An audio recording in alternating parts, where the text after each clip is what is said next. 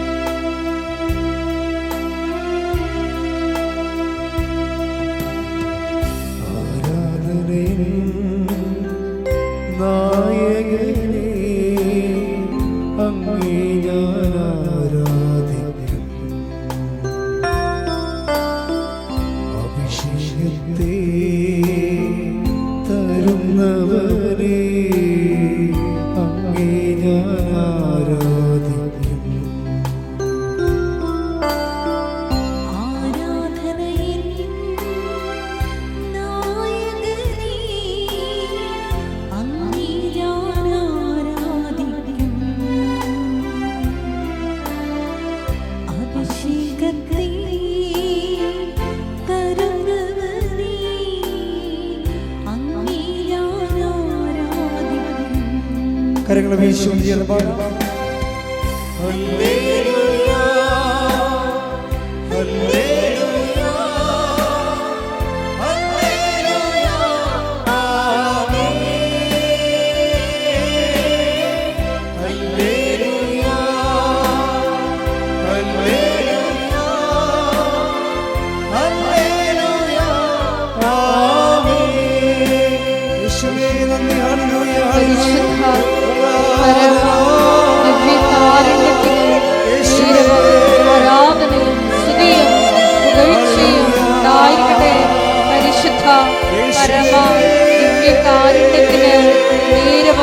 ആരാധനയും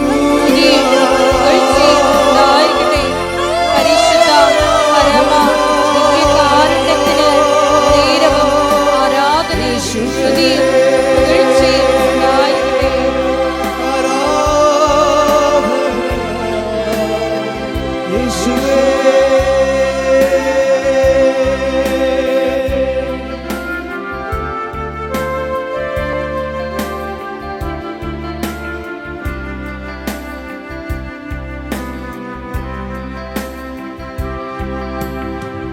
ആദിയും നീയേ അന്തവും നീയേ, അങ്ങേ ഞാൻ ആരാധിക്കും.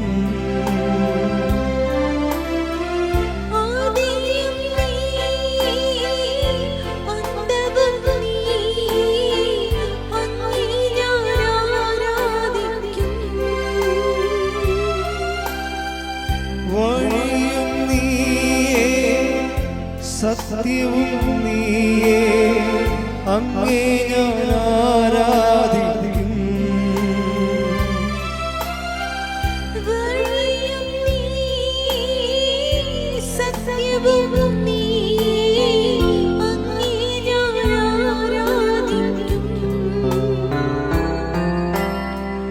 അങ്ങേ ഞാൻ ആരാധിക്കും. യേശുവേ അങ്ങേ ഞാൻ ആരാധിക്കും. കരങ്ങളെ വീശി എന്ന് പാടാം.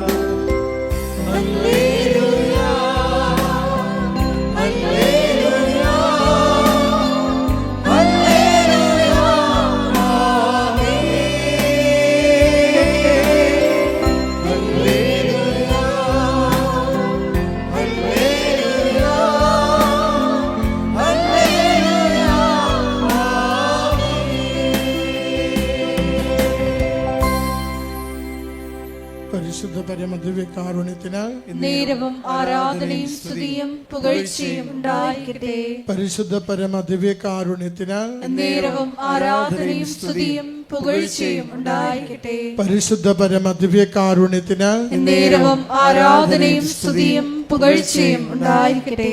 അമ്മേ പരിശുദ്ധയമ്മേ, അമ്മേ പരിശുദ്ധ അമ്മേ, ദൈവമാതാവേ, ദൈവമാതാവേ, കൃപാസനത്തിലൂടെ ഞങ്ങൾക്കും ഞങ്ങളുടെ ദേശത്തിനും അമ്മ മാധ്യസ്ഥം തേടിത്തന്ന എല്ലാ അനുഗ്രഹങ്ങൾക്കും കൃപകൾക്കും ഞങ്ങളിപ്പോൾ ഹൃദയം നിറഞ്ഞ നന്ദി പറയുന്നു. ഒരുമിച്ച് സ്തുതിക്കാം. ഹല്ലേലൂയ. യേശുവേ സ്തുതി, ആരാധന, മഹത്വം കർത്താവേ. യേശുവേ നൽകിയ എല്ലാ നന്മകൾക്കും നന്ദി കർത്താവേ. കുടുംബങ്ങൾക്ക് സംരക്ഷണത്തിന് നന്ദി കർത്താവേ. ആരാധന, സ്തുതി കർത്താവേ. ആരാധന ആരാധന രോഗ സൗഖ്യത്തിന് നന്ദി കർത്താവേ. യേശുവേ സ്തുതി, ആരാധന ആരാധന ആരാധന കർത്താവേ.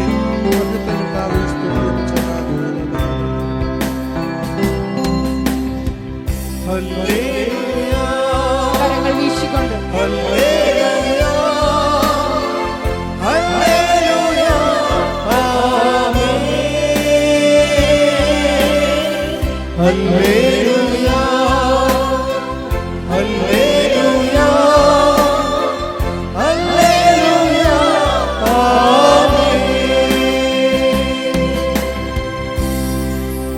പരിശുദ്ധ പരമദിവ്യകാരുണ്യത്തിന് നേരവും ആരാധനയും സ്തുതിയും പുകഴ്ചയും ഉണ്ടായിരിക്കട്ടെ. പരിശുദ്ധ പരമദിവ്യകാരുണ്യത്തിന് നേരവും ആരാധനയും സ്തുതിയും പുകഴ്ചയും ഉണ്ടായിരിക്കട്ടെ. പരിശുദ്ധ പരമദിവ്യകാരുണ്യത്തിന് നേരവും ആരാധനയും സ്തുതിയും പുകഴ്ചയും ഉണ്ടായിരിക്കട്ടെ.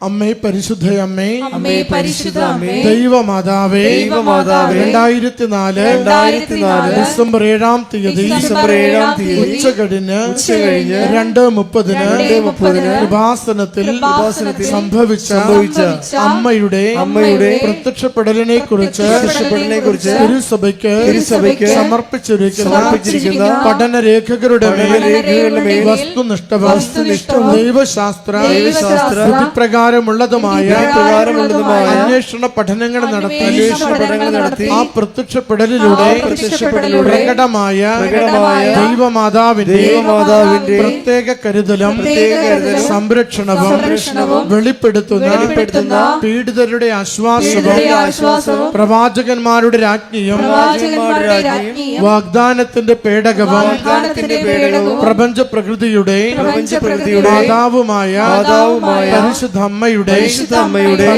ഭക്തി തിരുസഭയിൽ കൂടുതൽ പ്രചരിച്ച് ജീവിതത്തിന്റെ ദുരിത ദുരന്ത അവസ്ഥകളിൽ അകപ്പെട്ട് കഴിയുന്ന അനേകായിരം മക്കൾക്ക് ദൈവത്തിന്റെ സാന്നിധ്യവും സന്ധിപ്പും കൂടുതൽ അനുഭവിക്കുക വഴി ആത്മീയ വിശുദ്ധിയും ദൈവശക്തിയും കൈവരിക്കുവാൻ ഞങ്ങളുടെ കുടുംബങ്ങളെ ഇടയാക്കണമേ. ഒരുമിച്ച് സ്തുതിച്ച് പ്രാർത്ഥിക്കാം. ഹല്ലേലൂയ.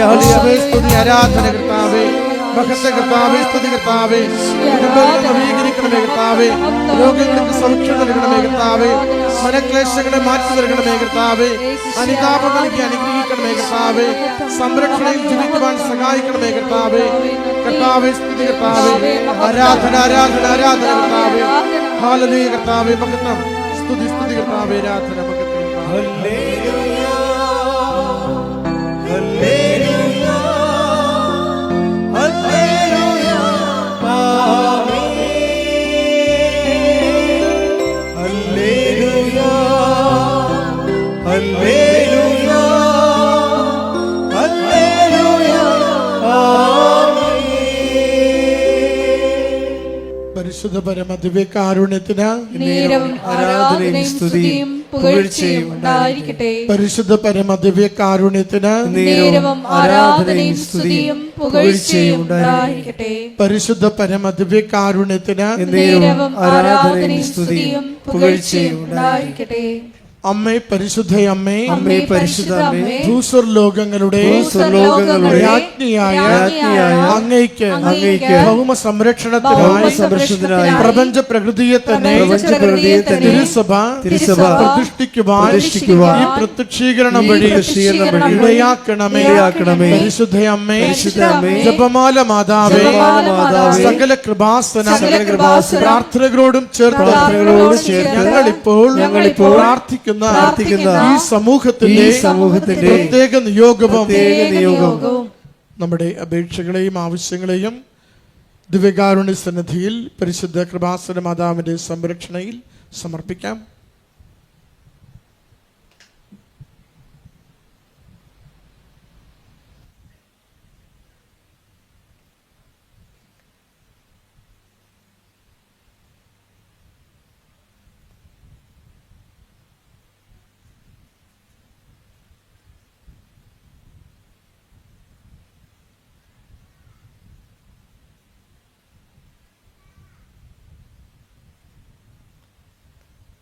അമ്മയുടെ പ്രത്യക്ഷീകരണത്തിന്റെ ഈ അനുഗ്രഹവേളയിൽ ഞങ്ങൾക്ക് സാധിച്ചു തരുവാൻ കനിയണമേ. ആമേൻ. ഒരുമിച്ച് സ്തുതിക്കാം. ഹല്ലേലൂയ. യേശുവേ സ്തുതി, ആരാധന, മഹത്വം കർത്താവേ. നന്ദി കർത്താവേ. ഈ ആരാധനയിലൂടെ ഞങ്ങളുടെ ഹൃദയങ്ങളെ ഒന്ന് ജ്വലിപ്പിക്കണമേ കർത്താവേ. അച്ഛനെ കർത്താവ് പുതിയ അഭിഷേകം നൽകി ഇവിടെ സഹായിക്കണമേ കർത്താവേ. കുടുംബത്തിനും ജീവിതത്തിനും ആവശ്യമായ സന്ദേശങ്ങൾ ഇത്തിരി മണിക്കൂറിൽ നൽകുവാനുള്ള കൃപയാകണമേ കർത്താവേ. അനുഗ്രഹിക്കണമേ കർത്താവേ. ഹല്ലേലൂയ. യേശുവേ സ്തുതി കർത്താവേ. ആരാധന, ആരാധന, മഹത്വം കർത്താവേ. സ്തുതി, ആരാധന. ആരാധ്യൻ യേശുപര വണങ്ങുന്നു ഞാൻ.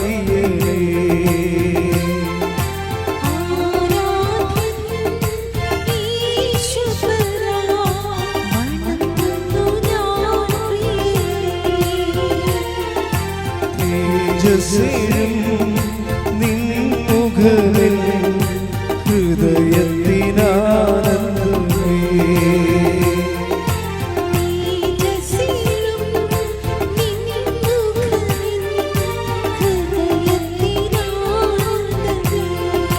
ആരാധനേശ്വര ആരാധ്യൻ യേശുവര വണങ്ങുന്നു ഞാൻ.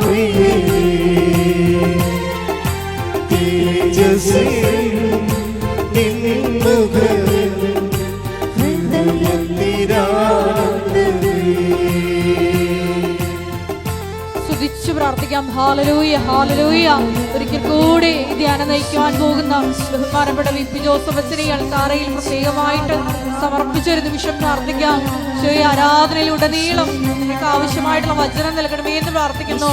അത് സ്വീകരിക്കുന്ന ഞങ്ങളുടെ ആന്തരിക കർണപുടങ്ങളെ അഭിഷേകം ചെയ്യണമേ എന്ന് പ്രാർത്ഥിക്കുന്നു.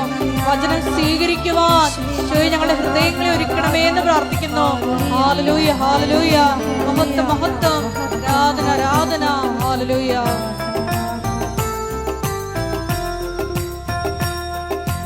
നിൻ കൈകൾ എൻ കണ്ണുനീർ തുടയ്ക്കുന്നതറിയുന്നു ഞാൻ.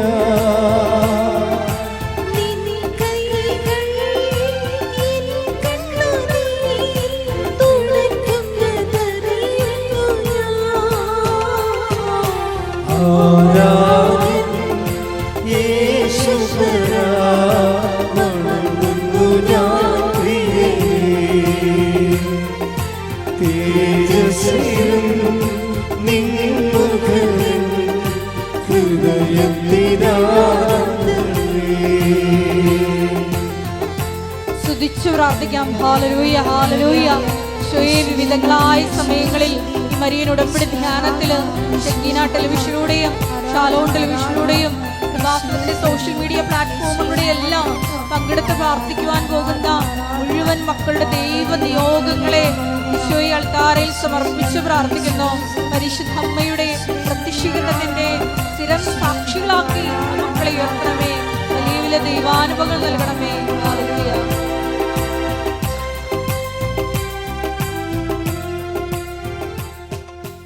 പരിശുദ്ധ പരമദിവ്യകാരുണ്യത്തിന് നേരവും ആരാധനയും സ്തുതിയും പുകഴ്ചയും ഉണ്ടായിരിക്കട്ടെ. പരിശുദ്ധ പരമദിവ്യകാരുണ്യത്തിന് നേരവും ആരാധനയും സ്തുതിയും പുകഴ്ചയും ഉണ്ടായിരിക്കട്ടെ. പ്രിയമുള്ളവരെ, നമ്മൾ ക്രിസ്തീയ വേദപുസ്തക സാരസംഗ്രഹങ്ങൾ നമ്മൾ കൂടെ അതിൽ സാക്ഷരത നേടിക്കഴിയുമ്പോൾ അതിൻ്റെ ആധ്യാത്മികമായ സാങ്കേതിക വിദ്യകളുണ്ട്. അതുകൂടി സ്വായത്തമാക്കാൻ വേണ്ടിയുള്ള ബോധപൂർവമായ ശ്രമം നടത്തണം. എന്നാൽ മാത്രമേ നമ്മൾ ദൈവവുമായിട്ടുള്ള സമ്പർക്കത്തിൽ വളരത്തുള്ളൂ. ദൈവസമ്പർക്കം വളരെ ക്രിസ്തീയതയിൽ ദൈവസമ്പർക്കം വളരെ എളുപ്പമാണ്. എന്നുവെച്ചാൽ ഇപ്പം നിനക്കൊരു കൺഫ്യൂഷൻ ഉണ്ടായി, ദൈവം നിന്നെ സഹായിക്കും. ക്രിസ്തീയതയിൽ ദൈവത്തിൻ്റെ പേര് സഹായകനെന്നാണ് ശരിക്കും. പരിശുദ്ധാത്മാവിനെ കുറിച്ച് പറയുമ്പോൾ അവൻ എന്നേക്കും നിങ്ങളുടെ കൂടെ ഉണ്ടായിരിക്കും. എൻ്റെ പിതാവ് അയക്കുന്ന സഹായകൻ എന്നേക്കും നിങ്ങളുടെ കൂടെ ഉണ്ടായിരിക്കും. അപ്പോൾ ദൈവത്തിന് സഹായത്തിൻ്റെ ഒരു കൗണ്ടറുണ്ട്, ഒരു ഔട്ട്ലെറ്റ്. അപ്പോൾ ദൈവത്തിൻ്റെ മനസ്സ് നിങ്ങൾക്ക് മനസ്സിലായില്ലേ?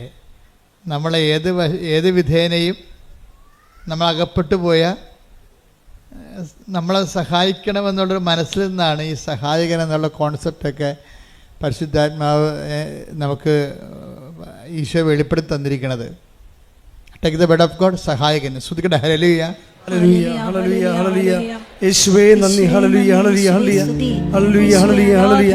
യേശുവേ ആരാധന ആരാധന ആരാധന ആരാധന ആരാധന. ഹല്ലേലൂയ ഹല്ലേലൂയ ഹല്ലേലൂയ ഹല്ലേലൂയ.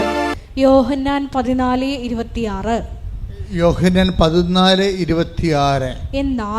എന്നാൽ എന്റെ നാമത്തിൽ പിതാവ് അയക്കുന്ന സഹായകനായ പരിശുദ്ധാത്മാവ്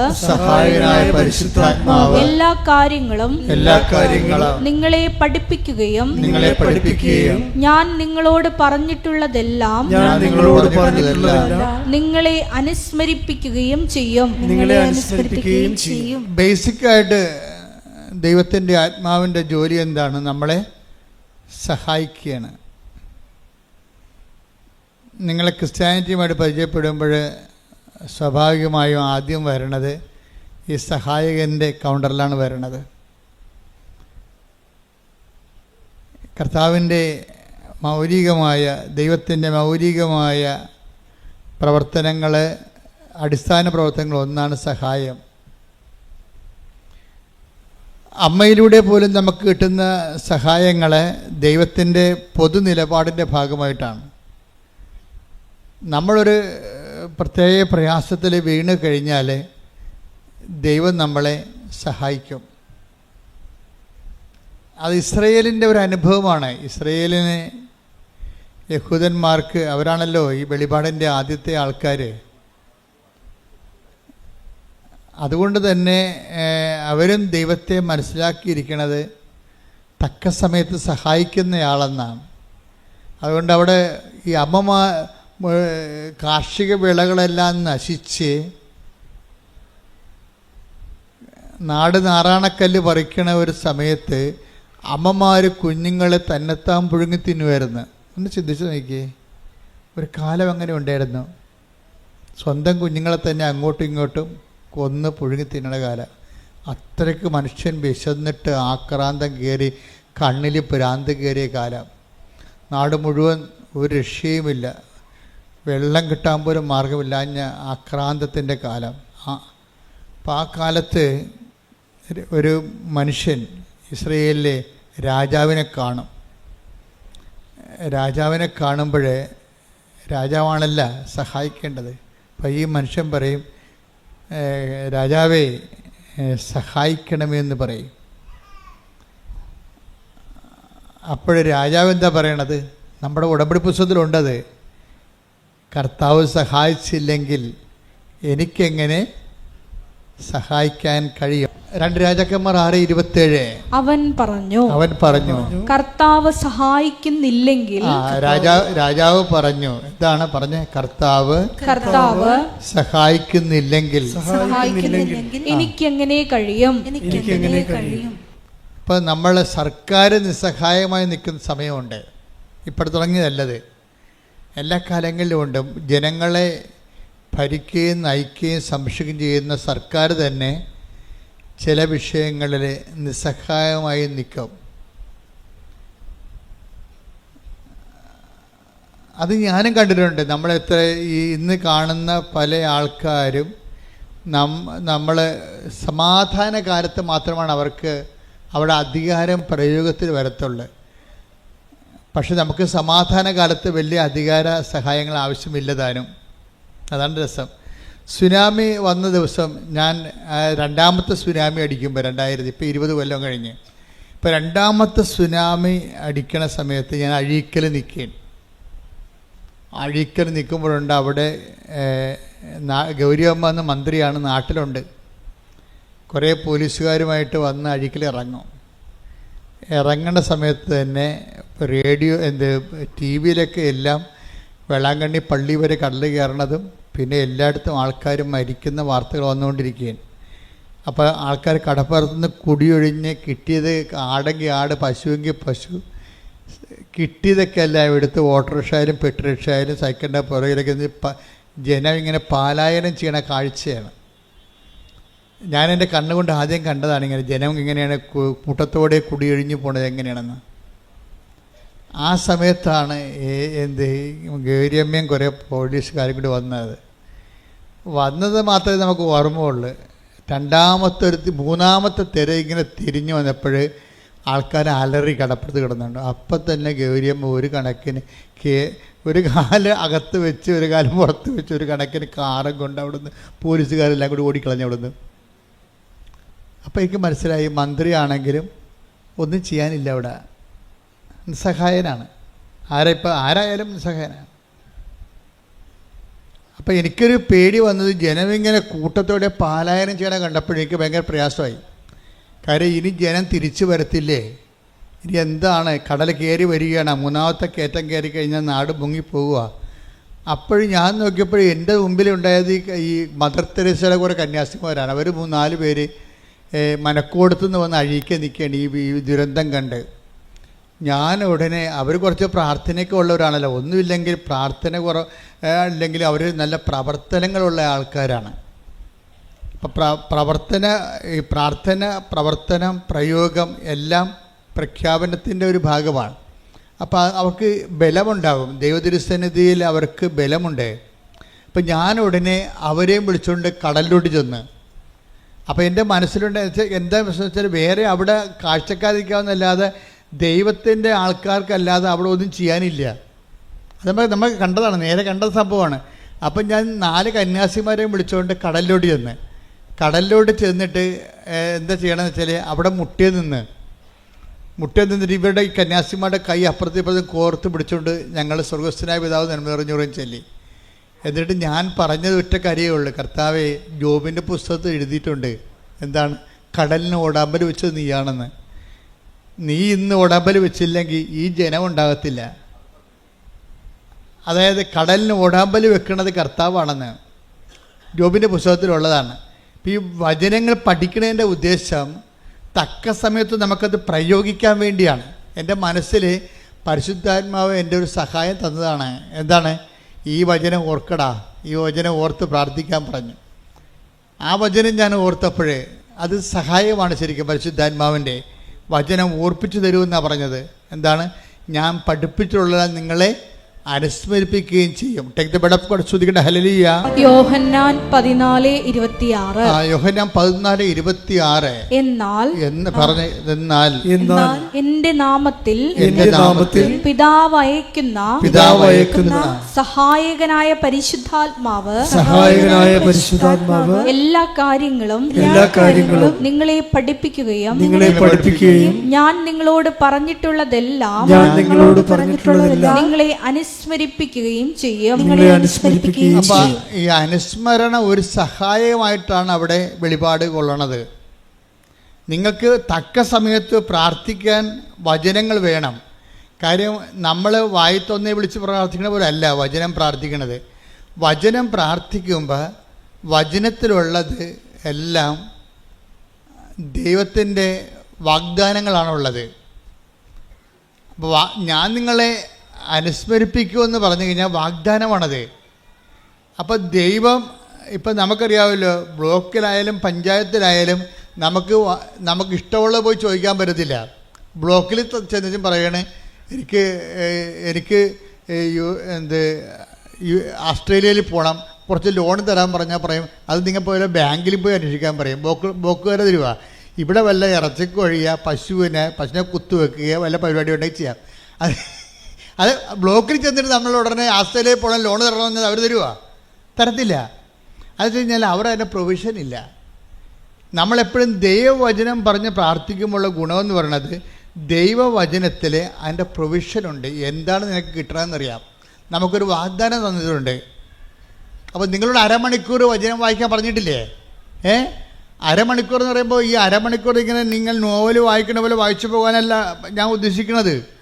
നിങ്ങളൊരു 5 മിനിറ്റ് വായിച്ചിട്ട് അത് തന്നെ ആവർത്തിച്ച് വായിക്കണം. പിടികിട്ടിയ 5 മിനിറ്റ് വായിക്കണം. വായിച്ചിട്ട് പിന്നെ എന്ത് ചെയ്യണം? ആവർത്തിച്ച് വായിക്കണം. ആവർത്തിച്ച് വായിക്കുമ്പോൾ ഏതെങ്കിലും ഒരു വചനത്തിൽ നിങ്ങൾക്ക് അനോയിൻറ്റിങ് കിട്ടും. വചനത്തിന് അങ്ങനെ ഒരു പ്രശ്നമുണ്ട്. ഇപ്പോൾ ഒരു 5-8-10 അമ്മമാർ നിൽക്കുകയാണെന്ന് വിചാരിച്ചോ. അപ്പോൾ നമ്മൾ പെറ്റ നമ്മുടെ കുഞ്ഞ് ഇങ്ങനെ വരുമ്പോൾ എല്ലാ അമ്മമാരെയും നോക്കും. എന്നിട്ട് ആ കൊച്ചിൻ്റെ അമ്മയെ കാണുമ്പോഴാണ് ആ കൊച്ചിങ്ങനെ കൈ പൊക്കണത്. അപ്പോൾ ഉടനെ അമ്മ വാരിയെടുക്കും അതിനെ. അതുപോലെ ചില വചനങ്ങൾക്ക് നമ്മളെ കാണുമ്പോൾ അഭിഷേകം ഉണ്ടാവും. നമ്മൾക്കതിൻ്റെ അഭിഷേകം കിട്ടും. ഉടനെ ആ വചനം നമ്മൾ പറയും അത് കാണാതെ പഠിക്കാൻ പറയും. ആ വചനം കാണാതെ പഠിക്കാൻ പറയും. അങ്ങനെ വചനം പഠിക്കണത്. അല്ല ഞാൻ വചനപ്പെട്ടിന്ന് എടുത്തിട്ട് കുറേ വചനം കാണാൻ പഠിച്ചേക്കാം. അല്ലെങ്കിൽ ഞാൻ വചനം വായിക്കുമ്പോൾ അങ്ങോട്ട് വായിച്ച് പോയേക്കാം. അങ്ങനെ വായിച്ചാൽ നിങ്ങൾ അങ്ങനെ വായിച്ച് പോയിക്കൊള്ളൂ. എവിടെ പോകുന്നത് നമുക്ക് ആർക്ക് അവർ പിടിയും കിട്ടത്തില്ല. എങ്ങോട്ടാണ് പോകണമെന്ന് അറിയാൻ പറ്റത്തില്ല. വായിച്ച് പോകാനല്ല നോക്കേണ്ടത്. വചനം 5 മിനിറ്റ് എടുത്തിട്ട് അരമണിക്കൂർ 5 മിനിറ്റ് എടുത്തിട്ട് ആ വചനം റിപ്പീറ്റ് ചെയ്ത് വായിക്കണം. ആവർത്തിച്ച് വായിക്കണം. കാരണം ഞാൻ ദൈവവുമായിട്ട് ഇടപഴകുകയാണെന്നുള്ള ബോധം ഉണ്ടാകണം. അല്ലാതെ ഒരു പുസ്തകം വായിക്കണം തോന്നരുത്. നമുക്ക് വായിക്കാം. അപ്പം അതുപോലെ ഒരു ബൈബിളും വായിക്കാം. അങ്ങനെ വായിച്ച അഭിഷേകം ഉണ്ടാകത്തില്ല. ഞാൻ എൻ്റെ ദൈവത്തിൻ്റെ ദൈവത്തോട് ഇത് വാക്കുകൾ കേട്ടുകൊണ്ടിരിക്കുകയാണ്. വായിക്കുമ്പോൾ ഞാൻ കേട്ടുകൊണ്ടിരിക്കുകയാണ്. ഞാൻ ദൈവത്തെ കേൾക്കുകയാണ് എന്ന് പറയുമ്പോൾ ഭക്തി തോന്നണം. ഭക്തി ഉണ്ടാവും അല്ലേ?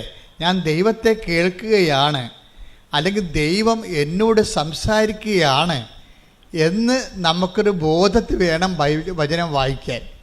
5 മിനിറ്റ് വായിച്ചിട്ട് പിന്നെ റിപ്പറ്റീഷൻ ആയിരിക്കണം അതിൻ്റെ.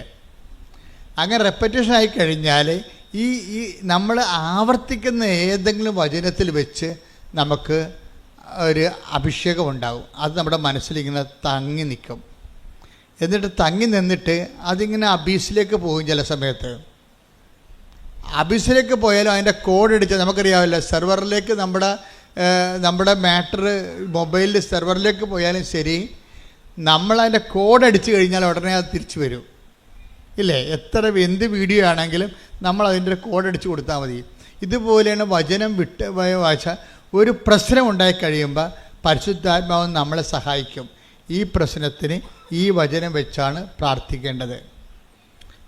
അല്ലെങ്കിൽ നമ്മൾ വായി തോന്നണ പോലെ ഈ സ്വയം പ്രേരിത പ്രാർത്ഥന പോലെ വായി തോന്നണ കോതൊക്കെ പാട്ട് പോലെ എന്തെങ്കിലുമൊക്കെ പറഞ്ഞുകൊണ്ടിരിക്കും. അതല്ല, അത് മനുഷ്യൻ്റെ വചനമാണ്. പലപ്പോഴും ദൈവത്തോട് ഇടപെടുമ്പോൾ ദൈവത്തിൻ്റെ വചനം തന്നെയാണ് നമ്മൾ പറഞ്ഞ് പ്രാർത്ഥിക്കേണ്ടത്. നമുക്ക് ചിലപ്പോൾ നമ്പറൊന്നും അറിയാൻ പറ്റത്തില്ല, പക്ഷേ ദൈവാംശം അതിലുണ്ടാകണം. ഇപ്പം ഞാനെന്താ പറഞ്ഞത്? കർത്താവേ, ജോബിൻ്റെ പുസ്തകത്തിൽ എഴുതിയിട്ടുണ്ട്, എന്താണ്, കടലിന് ഓടാമ്പൽ വെച്ചത് അങ്ങാണെന്ന്. കർത്താവ്, ആ ഓടാമ്പൽ ഊരിപ്പോയിട്ടുണ്ടെങ്കിൽ അതിനെ അങ്ങ് തന്നെ അടച്ചു വെക്കണം. ഈ ജനങ്ങളുടെ ജീവൻ രക്ഷിക്കണം. കാരണം ജനങ്ങൾക്ക് വേണ്ടി നമ്മൾ മധ്യസ്ഥം വഹിക്കാൻ അവിടെ അതിന് ശേഷം പിന്നീട് കടൽ ശാന്തമായി. കടൽ ശാന്തമാകുമല്ലോ. അതെന്ന് വെച്ചാൽ ഇതുപോലെ തന്നെയാണ് നിങ്ങളുടെ ജീവിതത്തിൽ ഓരോരോ വിഷയത്തിന് പ്രാർത്ഥനകൾ നിങ്ങൾ പറയുമ്പോൾ പരമാവധി നിങ്ങൾ വളർച്ച പ്രാപിക്കണം.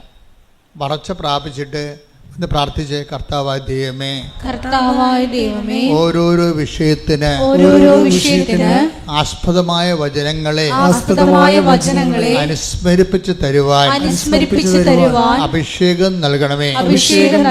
ഓരോരോ വചനത്തിന് ആസ്പദമായ വചനങ്ങളെ, ഓരോരോ വിഷയത്തിന് ആസ്പദമായ വചനങ്ങളെ അനുസ്മരിപ്പിച്ച് നൽകുവാൻ അഭിഷേകം നൽകണമേ. ശ്രുതികട്ടെ. ഹല്ലേലൂയ, ഹല്ലേലൂയ, ഹല്ലേലൂയ, ഹല്ലേലൂയ. ആരാധന, ആരാധന. സമയത്ത് വചനം ഞങ്ങൾക്ക് അനുസ്മരിപ്പിച്ച് നൽകണമേ. പ്രയോജനപ്പെടുവാൻ കൃപ ചെയ്യണമേ. Hallelujah, hallelujah. പരിശുദ്ധ പരമ ദിവ്യകാരുണ്യത്തിന് ആരാധനയും സ്തുതിയും പുകഴ്ചയും ഉണ്ടായിരിക്കട്ടെ. ദൈവത്തിൻ്റെ ഒരു ചായ്വെന്ന് പറയണത് നമ്മളെ ഏത് വിധേനയും ഏതവസ്ഥയിലും സഹായിക്കാനുള്ള ഒരു മാനസികാവസ്ഥയാണ് ദൈവത്തിനുള്ളത്. അത് പലപ്പോഴായിട്ട് വെളിപ്പെടുത്തുക മാത്രമല്ല, ഇസ്രായേലിൻ്റെ അനുഭവം മാത്രമല്ല. ഇസ്രായേലിൻ്റെ അനുഭവം എന്താ നമ്മൾ വായിച്ചില്ലേ? 2 രാജാക്കന്മാർ എന്താ പറഞ്ഞു? 2 രാജാക്കന്മാർ 6:27 ആ രാജാവിനോട് ചോദിക്കുകയാണ്, കർത്താവേ, ഞങ്ങളെ സഹായിക്കണമേ. അപ്പോൾ എന്താ പറയണത്? രാജാവ് പറയണത്, ദൈവം സഹായിച്ചില്ലെങ്കിൽ രാജാവിനെ സഹായിക്കാൻ പറ്റുമോ? അടിസ്ഥാനപരം മനസ്സിലായില്ലേ? ഒന്ന് പറഞ്ഞ്, ദൈവം സഹായിച്ചില്ലെങ്കിൽ രാജാവിനെ സഹായിക്കാൻ പറ്റുമോ? ഇവിടെ ഒരു പ്രശ്നമുണ്ട്. നിങ്ങൾക്ക് ലഭിച്ച പല സഹായങ്ങളും നിങ്ങൾ അങ്കിളിൻ്റെ മകൻ സഹായിച്ചു, അങ്കിള് സഹായിച്ചു, കൂട്ടുകാർ സഹായിച്ചു, നാട്ടുകാർ സഹായിച്ചു, പാർട്ടിക്കാർ സഹായിച്ചു എന്ന് പറഞ്ഞില്ലേ? ഇങ്ങനെ പറഞ്ഞാൽ ഉള്ള സഹായം കൂടി പോകും. എന്താ കാര്യം? ദൈവം സഹായിക്കുന്ന കൊണ്ടാണ് അവർക്ക് നമ്മളെ സഹായിക്കാൻ പറ്റണത്. അത് ഓർക്കണം. അല്ല, നിങ്ങൾ അവിടെ അടിമകളായിട്ട് ജീവിച്ചിട്ട് കാര്യമില്ല. ആധ്യാത്മികത എന്ന് പറയുന്നത് ഒരു നിലപാടാണ്, വിഷയത്തോടുള്ള ഒരു സുവിശേഷവിഹിതമായ സമീപനമാണ്. എന്താ പറയണത്? ആര് നമ്മളെ സഹായിച്ചാലും എങ്ങനെ സഹായിച്ചതായിരിക്കും. ദൈവം സഹായിച്ചില്ലെങ്കിൽ രാജാവിന് നമ്മളെ സഹായിക്കാൻ പറ്റുമോ എന്ന് പറഞ്ഞേ? ദൈവം സഹായിച്ചില്ലെങ്കിൽ രാജാവിന് നമ്മളെ സഹായിക്കാൻ പറ്റുമോ? അപ്പൊ ഇന്ന് വരെ ആരെങ്കിലും സഹായിച്ചിട്ടുണ്ടെങ്കിൽ, കാര്യം സഹായം നമുക്കറിയാവില്ല, എത്രയോ പേരാണ് സഹായം കൊണ്ട് അധാർമികരായി പോയത്. ഇപ്പം ഒരു ദിവസം ഒരു ചേച്ചി പറഞ്ഞു, എൻ്റെ അച്ഛാ, ഞാൻ നല്ല പ്രതിബദ്ധയായ ഭാര്യയായിരുന്നു, പക്ഷെ അത് കുമ്പസാരമൊന്നുമല്ല, ഞങ്ങൾ സംസാരിക്കുമ്പോൾ പറയണതാണ്. ഞാൻ ചേച്ചി, പ്രാർത്ഥനാ ജീവിതം ശ്രദ്ധിക്കുക വെച്ചാ, പക്ഷെ പ്രാർത്ഥനാ ജീവിതമേ എനിക്കിപ്പോൾ ഒരു കോൺഫിഡൻസ് ഇല്ലെന്ന് പറയും. എനിക്കൊരു കോൺഫിഡൻസ് ഇല്ലെന്ന് പറയും. എന്താണ്? അവർക്ക് നല്ല പ്രാർത്ഥനാ ജീവിതം ഒരു കാലത്ത് ഉണ്ടായിരുന്നതാണ്. പ്രാർത്ഥനാ ജീവിതമല്ല, പ്രാർത്ഥന ഉണ്ടായിരുന്നതാണ്, പക്ഷെ കോൺഫിഡൻസ് പോയി. എന്താ കാര്യം? അവർക്ക് മലയാളത്തിൽ എഴുതാൻ അറിയാൻ പാടില്ല. ഇംഗ്ലീഷ് എഴുതാറില്ല, മലയാളത്തിൽ എഴുതാൻ അറിയാൻ പാടില്ല. അപ്പം ഒരു അറബി നാട്ടിൽ ചെന്നപ്പോഴേ അവർക്ക് ഒരു കത്ത് വീട്ടിലോട്ട് മക്കൾക്ക് വിടണം, താൻ ജീവിച്ചിരിപ്പുണ്ടെന്ന്, അവിടെ ജോലി ചെയ്യുന്നുണ്ട്, തനിക്ക് സുഖമാണെന്ന്. അപ്പം കത്ത് ആദ്യം വീട്ടിൽ നിന്ന് തന്നെ കത്ത് വായിക്കണം. അപ്പം മൊബൈലിൻ്റെ കാലമല്ലത്, 90-ൻ്റെ കാലഘട്ടമാണിത്. അപ്പോൾ വീട്ടിൽ നിന്ന് തന്നെ കത്ത് വായിക്കണം, നമ്മൾക്ക് കത്ത് വേറെ ആളിനോട് പറഞ്ഞു കൊടുത്ത് എഴുതിക്കണം. അങ്ങനെ ഒരു കാലം ഉണ്ടായിരുന്നേ, ഓർക്കണില്ലേ? 85കളൊക്കെ അത്തരം കാലമാണ്. പക്ഷെ എന്ത് പറ്റി? ഈ എഴുതാൻ വന്നവൻ പറഞ്ഞു അവനോട് ശാരീരികമായ ബന്ധമില്ലെങ്കിൽ മറുപടി എഴുതത്തില്ലെന്ന് പറഞ്ഞു. അവസാനം എന്ത് ചെയ്ത്? അവിടെ സഹായിക്കാൻ അവൻ മാത്രമേ ഉണ്ടായിരുന്നുള്ളൂ അവിടെ. അതുകൊണ്ട് അവർ ശാരീരികമായ ബന്ധം ഉണ്ടായി. നോക്കിയേ, അതോടുകൂടി അവിടെ കൃപ പോയി. അപ്പം സഹായിച്ചതാണ്, അവനാണ് സഹായിച്ചത്. അല്ലെങ്കിൽ ഇവർക്ക് ദാർഢ്യത്തോടെ ഇവർക്ക് പറയാമായിരുന്നു, നീ പൊടാവിടുന്ന്, നീ എന്നെ സഹായിക്കുന്നുണ്ടെങ്കിൽ എൻ്റെ കർത്താവ് എന്നെ സഹായിക്കുന്നത് നീ വഴിയാണ്, നിനക്ക് സഹായിച്ചില്ലെങ്കിൽ നാളെ വേറെ ആൾ വരും എന്ന് പറയാനുള്ള ചങ്കൂറ്റത്തിൻ്റെ പേരാണ് ആധ്യാത്മികത. കൈയടിച്ച് ശ്രദ്ധിക്കട്ടെ. ഹല്ലേലൂയ. ഹല്ലേലൂയ, ഹല്ലേലൂയ, ഹല്ലേലൂയ. യേശുവേ, ആരാധന, ഹല്ലേലൂയ. മഹത്വം, ആരാധന, ആരാധന. ഹല്ലേലൂയ. വിശ്വാസത്തിൻ ആത്മാവേ വരേണമേ, ആശ്വാസത്തിൻ ആത്മാവേ വരേണമേ, വിശ്വാസത്തിൻ ആത്മാവേ വരേണമേ, ആശ്വാസത്തിൻ ആത്മാവേ വരേണമേ, പാവനാത്മാവേ പരിശുദ്ധാത്മാവേ എൻ്റെ ഹൃദയത്തിൽ വന്നു വാഴണേ. പരിശുദ്ധ പരമദിവ്യകാരുണ്യത്തിന് നേരവും ആരാധനയും സ്തുതിയും പുകഴ്ചയും ഉണ്ടായിരിക്കട്ടെ. ആധ്യാത്മികത എന്ന് പറയുന്നത് ഒരു കുറച്ച് പ്രാർത്ഥനകളുടെ സംഹിതയല്ല, മറിച്ച് എന്താണ്, ഒരു ജീവിത വിഷയങ്ങളുള്ള ദൈവ കേന്ദ്രീകൃതമായ ഒരു നിലപാടാണ്. അതാണ് ഈ രാജാവ് പറയണത്. നീ എന്നോട് സഹായം ചോദിക്കുന്നു, പക്ഷേ ഞാൻ രാജാവാണ്, എനിക്ക് നിന്നെ സഹായിക്കാം, പക്ഷേ കർത്താവ് നിന്നെ സഹായിച്ചില്ലെങ്കിൽ എൻ്റെ സഹായം വ്യർത്ഥമാണ്. അത് ഇസ്രയേലിന് അറിയാം, യഹൂദ ജനതയ്ക്ക് മുഴുവൻ ആൾക്കാർ, വെളിപാട് ജനതയാണ് അവരെ, അവർക്ക് ദൈവത്തിൻ്റെ വഴികളെക്കുറിച്ച് അറിയാം. അതുകൊണ്ടാണ് അവരെന്താ പറയണത്, അവർ പറയുന്നത് നമ്മുടെ സഹായം കർത്താവിൻ്റെ നാമത്തിൽ, അല്ലേ? 121 സങ്കീർത്തനം വായിച്ചേ, 121:1 വായിച്ചേ. 121 സങ്കീർത്തനം 1-2 തിരുവചനങ്ങൾ.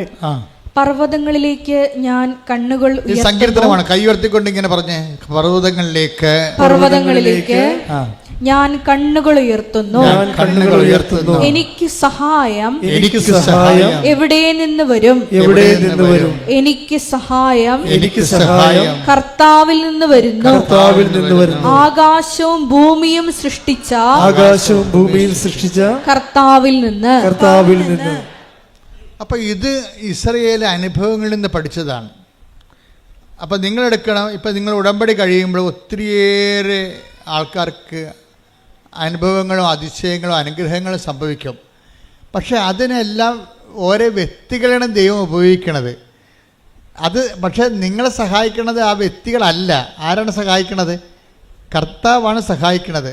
നിങ്ങൾ അറിഞ്ഞിട്ട് കർത്താവിനേക്കാൾ വലിയ ഭക്തി ആ വ്യക്തികൾക്ക് കൊടുക്കും. അങ്ങനെയാണ് നിങ്ങൾ പണി മേടിക്കണത്. മനസ്സിലായില്ലേ?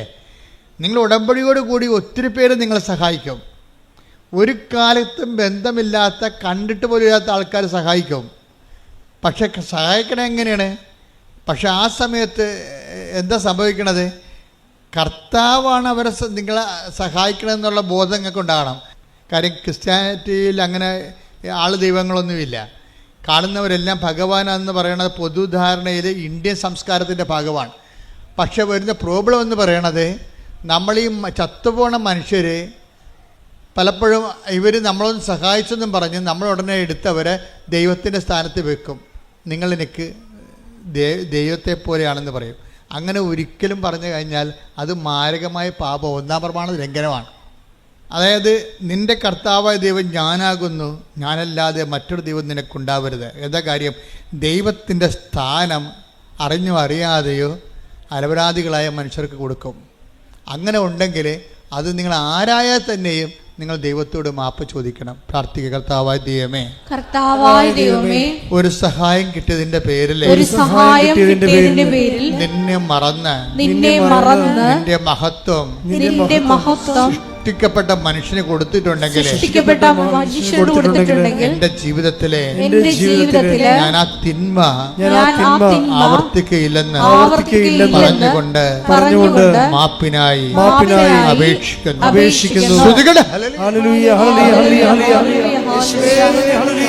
ആരാധന, മഹത്വം, മഹത്വം, ആരാധന, ആരാധന.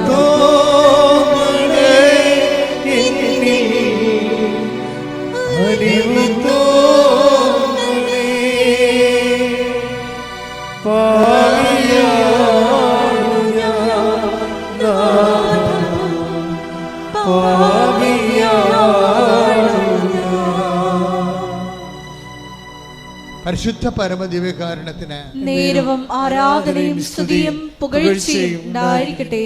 ഇതൊക്കെ നിങ്ങൾക്ക് അനുദപിക്കാനുള്ള അവസരമാണ്. ഉടമ്പടി 2016 15 ആദ്യം തരുമ്പോൾ കർത്താവിൻ്റെ ഉടമ്പടിയുടെ അടിസ്ഥാന വചനം എന്തായിരുന്നു അറിയാവോ? എന്താണ്? അനുതപിച്ചാൽ നീ അനുഗ്രഹം പ്രാപിക്കും. യെശയ്യാ 1:19. അനുസരിക്കാൻ സന്നദ്ധരെങ്കിൽ. ആദ്യത്തെ ഒരു പാപം ചെയ്തവരായിരിക്കാം നമ്മൾ, പക്ഷെ നമുക്ക് അനുദപിക്കാനുള്ള ഇതുപോലുള്ള അവസരങ്ങളുണ്ട്. പക്ഷെ അത് കൊടുത്താൽ മാത്രമേ കിട്ടത്തുള്ളൂ. ഹെബ്രായർ 12:17. പിന്നീട് അവകാശം പ്രാപിക്കാൻ ആഗ്രഹിച്ചപ്പോൾ. പറഞ്ഞ പിന്നീട് അവകാശം പ്രാപിക്കാൻ ആഗ്രഹിച്ചപ്പോൾ ആളുടെ കാര്യമാണ്, ഏശാവിൻ്റെ കാര്യമാണ്. ഒരു ഗ്ലാസ് പാൽപ്പായസത്തിന് വേണ്ടി കടിഞ്ഞൽ അവകാശം വിറ്റ ഒരു പന്നിയാണ് ആ മനുഷ്യൻ. അവന് പിന്നീട് ബോധമുണ്ടായി. വിശപ്പ് വന്നപ്പോൾ പെട്ടെന്ന് ദൈവത്തെ മറന്നു പോയെങ്കിലും വിശപ്പ് കഴിഞ്ഞപ്പോൾ 2 ഏമ്പക്കം വിട്ട് കഴിഞ്ഞപ്പോൾ പുള്ളിക്ക് ബോധം വന്നു. പക്ഷെ അങ്ങനെ ബോധം വന്നിട്ട് കാര്യമില്ല. പിന്നീട് പുള്ളി കരഞ്ഞ്. പക്ഷേ പിന്നീട് അവകാശം പ്രാപിക്കാൻ അവൻ ആഗ്രഹിച്ചു. എന്താ പക്ഷെ വചനം എന്താ പറയണത്? അവൻ തിരസ്കരിക്കപ്പെട്ടുവെന്ന് നിങ്ങൾക്കറിയാമല്ലോ. കണ്ണീരോടെ അവൻ അത് ആഗ്രഹിച്ചെങ്കിലും അനുദപിക്കാൻ അവൻ അവസരം ലഭിച്ചില്ല.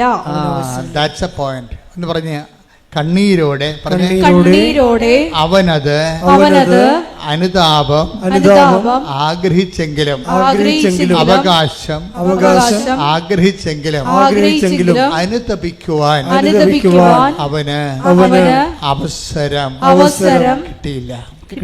അപ്പൊ അനുതപിക്കാനുള്ളത് ഒരു അവസരമാണ്.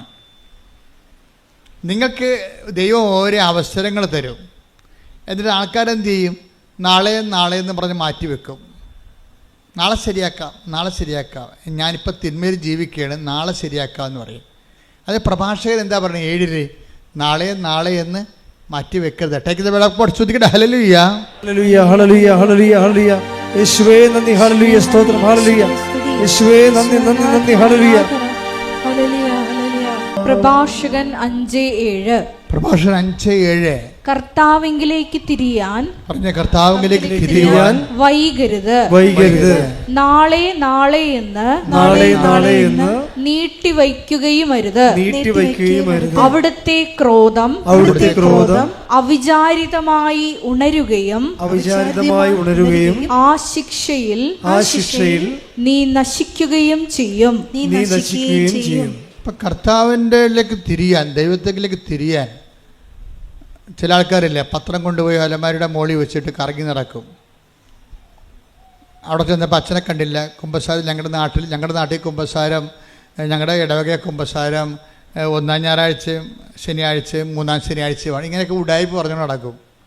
അപ്പോൾ ഇന്ന് കഴിഞ്ഞ ദിവസം ഒരു ചേട്ടത്തി പറഞ്ഞേ, ഞങ്ങളുടെ ഇടവകയിലെ അച്ഛന് കുമ്പസാരത്തിന് ഇരിക്കണത് മുഴുവനും 1-3 പക്ഷേ ഞാൻ എൻ്റെ മക്കളും കൂടി വിളിച്ചുകൊണ്ട് അച്ഛൻ്റെ അടുത്ത് ചെന്ന് പറഞ്ഞു, അച്ഛൻ എനിക്ക് കുമ്പസാരിക്കണം, എനിക്ക് മക്കൾക്ക് കുമ്പസാരിക്കണം.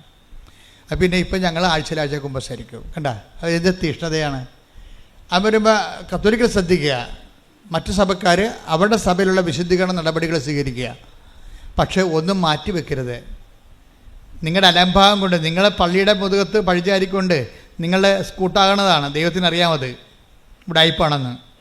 അപ്പം അത് ദൈവത്തിരുസന്നിധിയിൽ നിൽക്കുമ്പോൾ മനുഷ്യൻ്റെ മുമ്പിൽ ഈ മറച്ച് കളിയും ഒളിച്ച് കളിയും നടക്കും. ദൈവത്തിരുസന്നിധിയിൽ ഒരു നടക്കണില്ല. നിങ്ങളെ ഒരു തീരുമാനം എടുക്കുമ്പോൾ തന്നെ ഇന്നത് കൊണ്ടാണ് തീരുമാനിക്കണം ദൈവത്തിന് അറിയാൻ പറ്റും. അപ്പോൾ നിങ്ങൾ മനുഷ്യന്മാരുടെ പെരുമാറുന്ന പോലെ ദൈവത്തിൻ്റെ അടുത്ത് പെരുമാറി പണിമേടിക്കരുതെന്നാണ് ഞാൻ പറഞ്ഞതിൻ്റെ അർത്ഥം. ശ്രുതിക്കട്ടെ. ഹല്ലേലൂയ, ഹല്ലേലൂയ, ഹല്ലേലൂയ, ഹല്ലേലൂയ, ഹല്ലേലൂയ. അനുദപിക്കാനുള്ള അവസരങ്ങൾ നഷ്ടപ്പെടുത്താതിരിക്കുവാൻ ആരാധനയിലൂടെ ഞങ്ങളെ പരിശുദ്ധരേ പരമോന്നത യേശുവേ അണയുന്നു ഞാൻ തിരുമുൻപിനായി അറിവോടെ നോക്കണമേ. അപ്പോൾ ഇതൊരു അവസരമാണ്. അല്പമെങ്കിലും അനുതാപം ചെയ്തു പോയ കാര്യങ്ങളെക്കുറിച്ച് മനസ്സിൽ തോന്നിയാൽ അതിൻ്റെ അർത്ഥം പരിശുദ്ധാത്മാവ് നിങ്ങളിൽ വസിക്കാൻ തുടങ്ങിയെന്നതിൻ്റെ അർത്ഥം. അത് മനസ്സിലാക്കണം. അല്ലാതെ എനിക്ക് പാപത്തെ, നിങ്ങൾ പറഞ്ഞാൽ എനിക്ക് പാപത്തെക്കുറിച്ച് ദുഃഖം തോന്നിയെന്ന് അല്ല സംഭവിക്കണത്. അല്പമെങ്കിലും നിങ്ങൾ ചെയ്തു പോയതിനെ കുറിച്ചൊരു മനസ്താപം നിങ്ങളുടെ മനസ്സിൽ തോന്നിയാൽ അതിൻ്റെ അർത്ഥം സഹായകനായ പരിശുദ്ധാത്മാവ് ഓൾറെഡി അവൻ്റെ ജോലി തുടങ്ങിയെന്നാണ്. അപ്പോൾ നിങ്ങളെന്ത് ചെയ്യണം? അതിനോട് സഹകരിക്കണം. അല്ല, നിങ്ങളെ ആൾക്കാർക്ക് അനുതാപമൊക്കെ ഉണ്ടാകും. പക്ഷേ എന്താ സംഭവിച്ചു കഴിഞ്ഞാൽ ആൾക്കാരത് സ്വാഭാവികമായിട്ട് വചനം കേട്ടപ്പോൾ എന്തോ ഉണ്ടായതാണെന്ന് തോന്നുന്നു. അങ്ങനെയല്ല, ദൈവത്തിൻ്റെ ആത്മാവും നിങ്ങളിൽ പ്രവർത്തിക്കാൻ തുടങ്ങിയിരിക്കുന്നു. പ്രാർത്ഥിക്കുക, കർത്താവേ, ഇപ്പോൾ എനിക്ക് തോന്നിയ അനുതാപത്തിന്റെ മേൽ ദൈവിക നടപടി ആരംഭിച്ചതായി, ആത്മാവിന്റെ പ്രവർത്തനങ്ങൾ തുടങ്ങിയതായി ഞാൻ മനസ്സിലാക്കുന്നു. ആത്മാവിന്റെ കൃപയിലും അഭിഷേകത്തിലും നിലനിൽക്കുവാൻ എന്നെ സഹായിക്കണമേ. ശ്രദ്ധിക്കട്ടെ.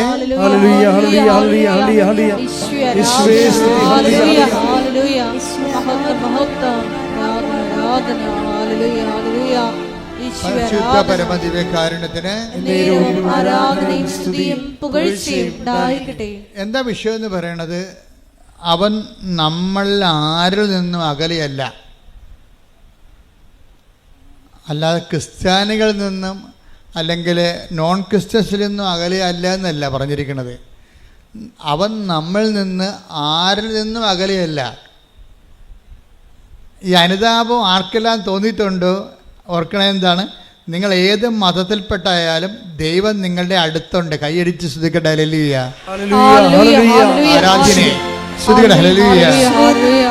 ആരാധ്യനെ പരിശുദ്ധനെ പരമോന്നത യേശുവേ, അണയുന്നു ഞാൻ തിരുമുൻപിലായി, അതിലൂടെ എന്നെ നോക്കണമേ.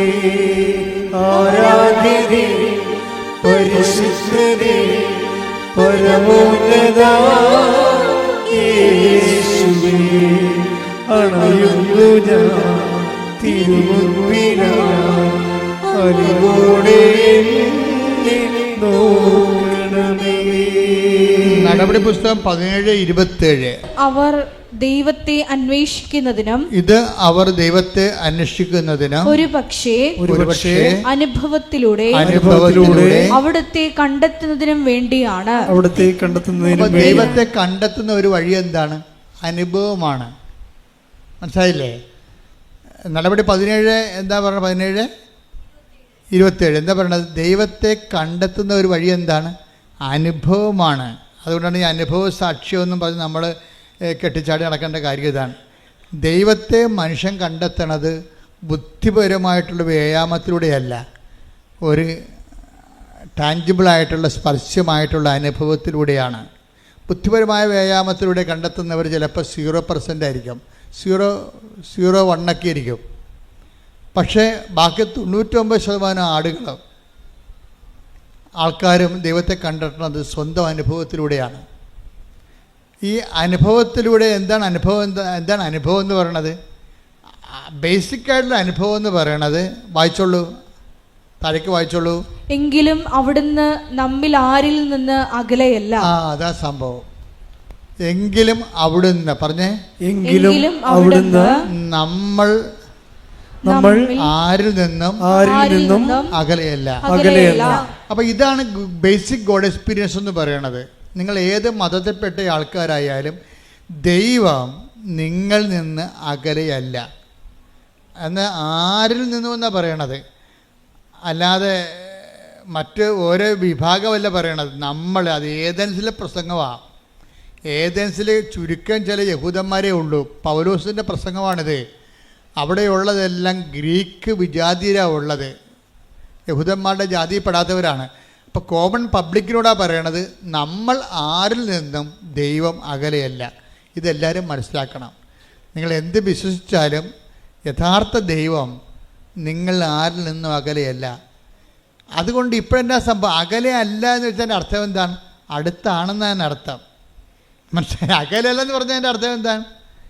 അടുത്താണ്. കലവൂര് ഈ കൃപാസനത്തിൻ്റെ അകലെ അല്ല എന്ന് വെച്ചാൽ കലവൂര് അമേരിക്കയിലല്ലെന്ന് അതിൻ്റെ അർത്ഥം, അടുത്താണെന്ന്.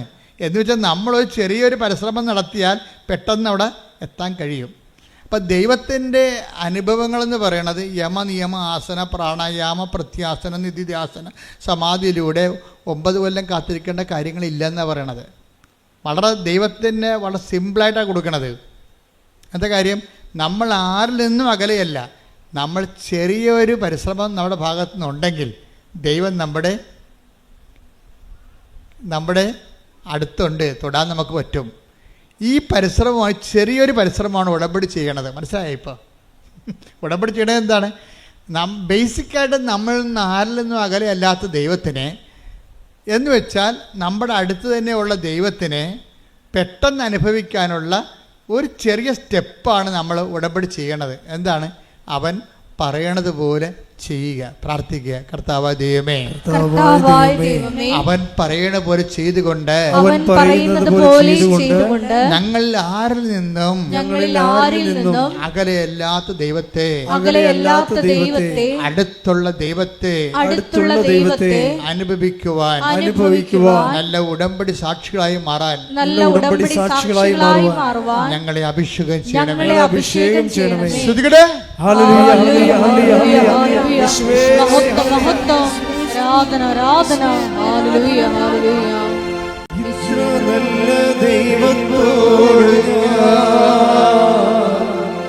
എന്തു ചെയ്തു നന്ദി ചൊല്ലിടും എന്റെ കൊച്ചു ജീവിതത്തെ നിന്നെ മുമ്പിൽ കാഴ്ചയേകിടാം. ഇത്ര നല്ല ദൈവത്തോടും ഞാൻ എന്തു ചെയ്തു നന്ദി ചൊല്ലിടും എന്റെ കൊച്ചു ജീവിതത്തെ നിന്നെ മുമ്പിൽ കാഴ്ചയേകിടാം. ഇപ്പോൾ യഹബ്രായർ 12:17 നമ്മൾ വായിച്ചതാണ്. എന്താണ്? അനുദപിക്കാനുള്ള അവസരം ഏശാവിന് ദൈവം കൊടുത്തില്ല. കാര്യം ചില ആൾക്കാർക്ക് അനുദപിക്കാനുള്ള അവസരം കൊടുക്കത്തില്ല. എന്താ കാര്യം? ദൈവം അവസരം തന്നാൽ മാത്രമേ അനുതാപം തോന്നത്തുള്ളൂ. ഏശാവിന് അനുതാപത്തിന് അവസരം കൊടുത്തില്ല, അയാൾക്ക് ഒന്നും തോന്നിയില്ലെന്നാണ്. എന്തുകൊണ്ടാണെന്ന് വെച്ച് കഴിഞ്ഞാൽ നമ്മൾ വീണ്ടും വീണ്ടും പാപം ചെയ്യുമെന്നും ഇത് ചുമ്മാ ഒരു അഭ്യാസത്തിന് വേണ്ടി IELTS പാസ്സാകാനോ വീട് വിൽക്കാനോ ജപ്തിയിൽ നിന്ന് രക്ഷപ്പെടാൻ വേണ്ടിയുള്ള ഉടമ്പടി പ്രയോഗമാണ്. അല്ലാതെ ജീവിതത്തിൽ ദൈവത്തെ ക്ഷണിക്കാൻ ഉദ്ദേശിക്കുന്നില്ല. അകലെ നിന്നുള്ള ദൈവത്തിൻ്റെ അനുഗ്രഹം അടിച്ചു മാറ്റി വയറ്റിപ്പഴപ്പിന് ജീവിക്കാനാണെന്ന് ദൈവത്തിന് തോന്നിയാൽ നമുക്ക് അനുതാപം തോന്നത്തില്ല. അവസരമാണിത്, പക്ഷേ നമുക്ക് അനുതാപം തോന്നത്തില്ല, നമുക്കത് ഫീൽ ചെയ്യത്തില്ല. നമുക്ക് ഫീൽ ചെയ്തിട്ടില്ലെങ്കിൽ ആദ്യം ഫീൽ ചെയ്യാൻ ആളാരാണെന്നറിയാവോ? ആദമാണ് ആദ്യത്തെ മനുഷ്യൻ്റെ എന്താണ്? അതിന് ദൈവം അവനോട് ചോദിച്ചു. എന്താ ചോദിച്ചത്? പാപം കഴിഞ്ഞപ്പോൾ ദൈവത്തിൻ്റെ വചനത്തോടാണ് അനുസരണം കാട്ടിയത്. ബേസിക്കായിട്ട് എന്താണ് ആദത്തിൻ്റെ പാപം? ഉടമ്പടി വിരുദ്ധമായ പാപമാണ്. എന്താണ്? അവൻ പറയണ പോലെ ചെയ്യുന്നതാണ് ഉടമ്പടി, അവൻ പറയണ പോലെ ചെയ്യാത്തതാണ് പാപം. ക്ലിയർ അല്ലേ? പാദത്തിൻ്റെ പാപം എന്താണ്? ഉടമ്പടിയുടെ ബ്രേക്ക്മെൻറ്റാണ് വരുന്നത്. അതിൻ്റെ അകത്ത് ദൈവവും മനുഷ്യനും ഉണ്ടായ കാലം മുതലുള്ള നടപടിക്രമം ഉടമ്പടിയാണ്. ചിലപ്പോൾ ഉടമ്പടിയും ദൈവം പറയത്തില്ല, പക്ഷെ പറയണ പോലെ ചെയ്യാൻ പറയും. ആദം പറയണ പോലെ ചെയ്തില്ല, ഉടമ്പടി ബ്രേക്ക് ചെയ്തു. പക്ഷേ ആദ്യത്തിന് എന്ത് പറ്റി? അവസരം കൊടുത്തില്ല. അവസരം കൊടുക്കാഞ്ഞ കാര്യം ആ കക്ഷിയും അവ്വായും ഒക്കെ എല്ലാം ചില മനുഷ്യർ വീണ്ടും വീണ്ടും ഇത് തന്നെ ആവർത്തിക്കുമെന്നുള്ള ദൈവം തോന്നിക്കഴിഞ്ഞാൽ അനുതാപത്തിൻ്റെ അവസരം പോകും. ഇതൊരു നിസ്സാര കാര്യമല്ല. അവസരം കൊടുത്തില്ലെന്നല്ലേ ഏശാവിനെ കുറിച്ച് പറയണത്. അപ്പം നിങ്ങൾക്ക് അനുതാപത്തിൻ്റെ ഒരു മൈൻഡ് സെറ്റ് വരണില്ല എന്നുണ്ടെങ്കിൽ അതിൻ്റെ അർത്ഥം നിങ്ങൾ കഠിനഹൃദയരാണെന്നൊന്നും അല്ല അർത്ഥം. മറിച്ച് ദൈവം നിങ്ങൾക്ക് അവസരം തരുന്നില്ല, കർത്താവിൻ്റെ ഗുഡ് ബുക്സിലില്ല.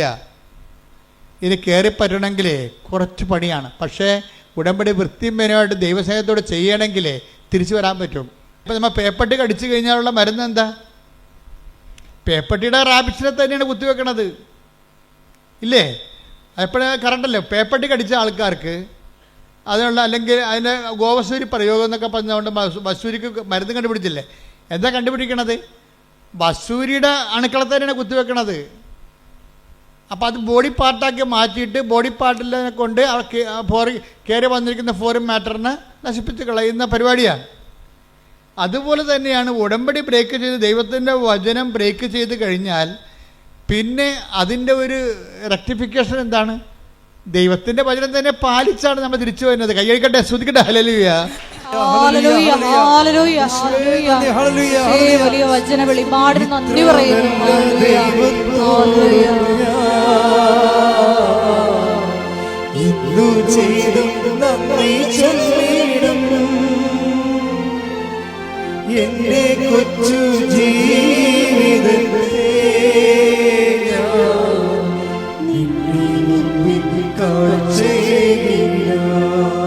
അപ്പം നിങ്ങൾ ചോദിക്കാം, ഉടമ്പടി ദൈവത്തിൻ്റെ വചനം തെറ്റിച്ച് ജീവിക്കുമ്പോൾ, ഉടമ്പടി ബ്രേക്ക് ആകുമ്പോൾ നമ്മൾ പാപാവസ്ഥയിൽ വരുന്ന, പിന്നെ അതിനെ റീഫണ്ട് ചെയ്യാൻ, അതിനെ പ്രതിരോധിക്കാൻ വേണ്ടി നമുക്ക് പിന്നെ അടുത്ത ആൻറ്റി വെനമെന്ന് പറഞ്ഞ സംഭവം എന്താണ്? ഉടമ്പടി പാലിച്ചുകൊണ്ട് ദൈവവചനം നിറവേറ്റുന്നതാണ് ഇതിനെ അതിജീവിക്കാനുള്ള തന്ത്രം.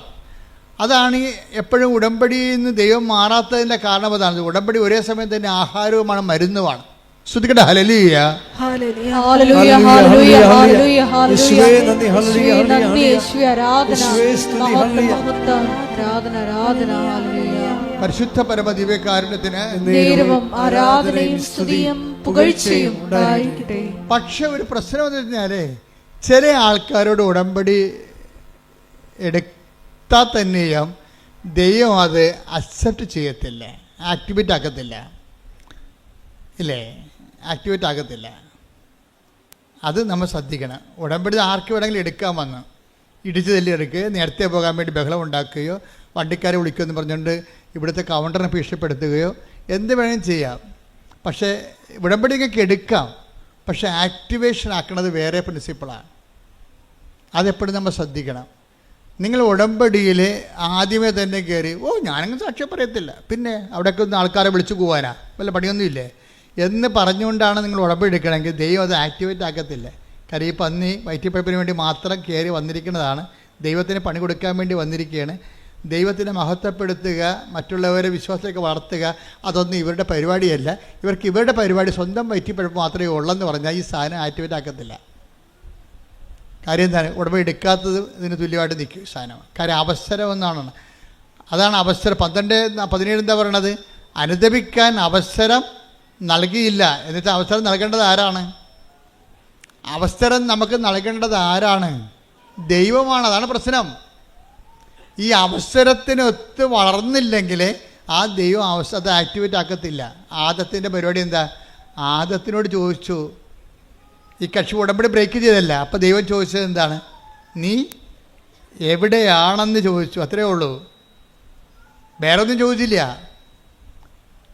ഉൽപ്പത്തി 3:9 എടുത്ത്. അവിടുന്ന് പുരുഷനെ വിളിച്ച് ചോദിച്ചു. അവിടുന്ന് പുരുഷനെ വിളിച്ച് പറഞ്ഞു. അവിടുന്ന് പുരുഷനെ വിളിച്ച് ചോദിച്ചു. നീ എവിടെയാണ്? ഓക്കെ, ക്ലിയർ, തീർന്ന്. ചോദ്യം എത്രയേ ഉള്ളൂ, നീ എവിടെയാണ്?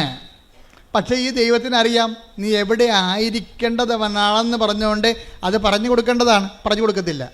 കാര്യം എന്താണ്? അയാൾ മനസ്സാന്തപ്പെട്ടിട്ട് ദൈവത്തെ കഞ്ഞി വെക്കേണ്ട കാര്യമില്ല. കാര്യം അവൻ ചെയ്തിരിക്കുന്ന തിന്മയ്ക്ക് പകരം ദൈവം റീഫണ്ട് ചെയ്യാൻ വേണ്ടി ആൾക്കാരെ എല്ലാം നിശ്ചയിച്ചു കഴിഞ്ഞു. മാതാവ് മനസ്സിൽ മാനസപുത്രിയെ പോലെ ജനിച്ചു. ഈശോയുടെ പരിശോധനത്തെക്കുറിച്ച് ദൈവം പ്ലാനിട്ടു. അപ്പോൾ ഈ പന്നി ഇനി മാനസാന്തപ്പെട്ടിട്ട് ദൈവം ഒന്നും കാണിക്കാനില്ല. ഇവിടെ എന്താ പ്രശ്നം വെച്ചാൽ നീ എവിടെയാണെന്നാണ് ആദത്തിനോട് ചോദിക്കുന്നത്. പക്ഷേ ദൈവത്തിനറിയാം ഇവൻ എവിടെ ആയിരിക്കേണ്ടവനാണ്, എവിടെയാണ് ആകേണ്ടതെന്ന് ദൈവത്തിന് അറിയാം. ആ സ്ഥലം ഒന്ന് പറഞ്ഞു കൊടുത്താൽ മതിയായിരുന്നു, ആദം തിരിച്ചു വന്നേനം. പക്ഷേ അനുദപിക്കാൻ അവന് അവസരം കൊടുത്തില്ല. എന്താ? ആദം എവിടെ ആയിരിക്കണം? അപ്പോൾ എബ്രഹാത്തിനെ വിളിച്ചപ്പോൾ ദൈവം പറഞ്ഞു, മകനെ, ഞാൻ നിൻ്റെ ദൈവമാണ്, നീ എവിടെ ആയിരിക്കണമെന്ന് ഞാൻ പറയാം. നീ എവിടെ ആയിരിക്കണം? നീ എൻ്റെ മുമ്പിലായിരിക്കണമെന്ന്. കൈയടിച്ച് കർത്താൻ ഹല്ലേലൂയ, ഹല്ലേലൂയ, ഹല്ലേലൂയ, ഹല്ലേലൂയ. ഉൽപ്പത്തി 17:1 അബ്രാമിന് ഏറ്റു പറഞ്ഞ അബ്രാമിന് 99 വയസ്സായപ്പോൾ 99 വയസ്സായപ്പോൾ കർത്താവ് പ്രത്യക്ഷപ്പെട്ട് അവനോട് അരുളി ചെയ്തു, സർവശക്തനായ ദൈവമാണ് ഞാൻ, എന്റെ മുമ്പിൽ വ്യാപരിക്കുക, കുറ്റമറ്റവനായി വർത്തിക്കുക. അതായത് ആദത്തിനോട് ഇത് പറയാമായിരുന്നു. എന്താണ്? നീ കുറ്റമറ്റവനായിട്ട് വ്യാപരിച്ചാൽ എൻ്റെ മുമ്പിൽ നിനക്ക് വ്യാപരിക്കാൻ പറ്റുമെന്ന്. അപ്പം ആദത്തിനോട് എവിടെയാണെന്നേ ചോദിച്ചുള്ളൂ. പക്ഷേ എവിടെയാണ് ആയിരിക്കണമെന്ന് ദൈവത്തിൻ്റെ കയ്യിൽ ഉത്തരവുണ്ട്. പക്ഷേ ഈ പാവത്തിനോട് അത് പറയണില്ല. പക്ഷേ എബ്രാഹത്തിനോട് പറഞ്ഞു. എന്താ കാര്യം? എബ്രാഹം വിശ്വസിക്കുമെന്നും ഉടമ്പടി പാലിക്കുമെന്നും ദൈവത്തിന് അറിയാം. എൻ്റെ ദൈവപൈതലെ, ദൈവത്തിൻ്റെ വചനം ആര് പാലിക്കുമെന്ന് ദൈവത്തിന് അറിയാമെങ്കിൽ ആ അറിവിന്റെ അടിസ്ഥാനത്തിലാണ് നിനക്ക് അനുദപിക്കാൻ അവസരം നൽകണത്. കൈയടിച്ച് സ്തുതിക്കട്ടെ. ഹല്ലേലൂയ, ഹല്ലേലൂയ, ഹല്ലേലൂയ, ഹല്ലേലൂയ. യേശുവേ നന്ദി, യേശുവേ ആരാധന. അനുഗ്രഹ നദി പോലെ ഒഴുകും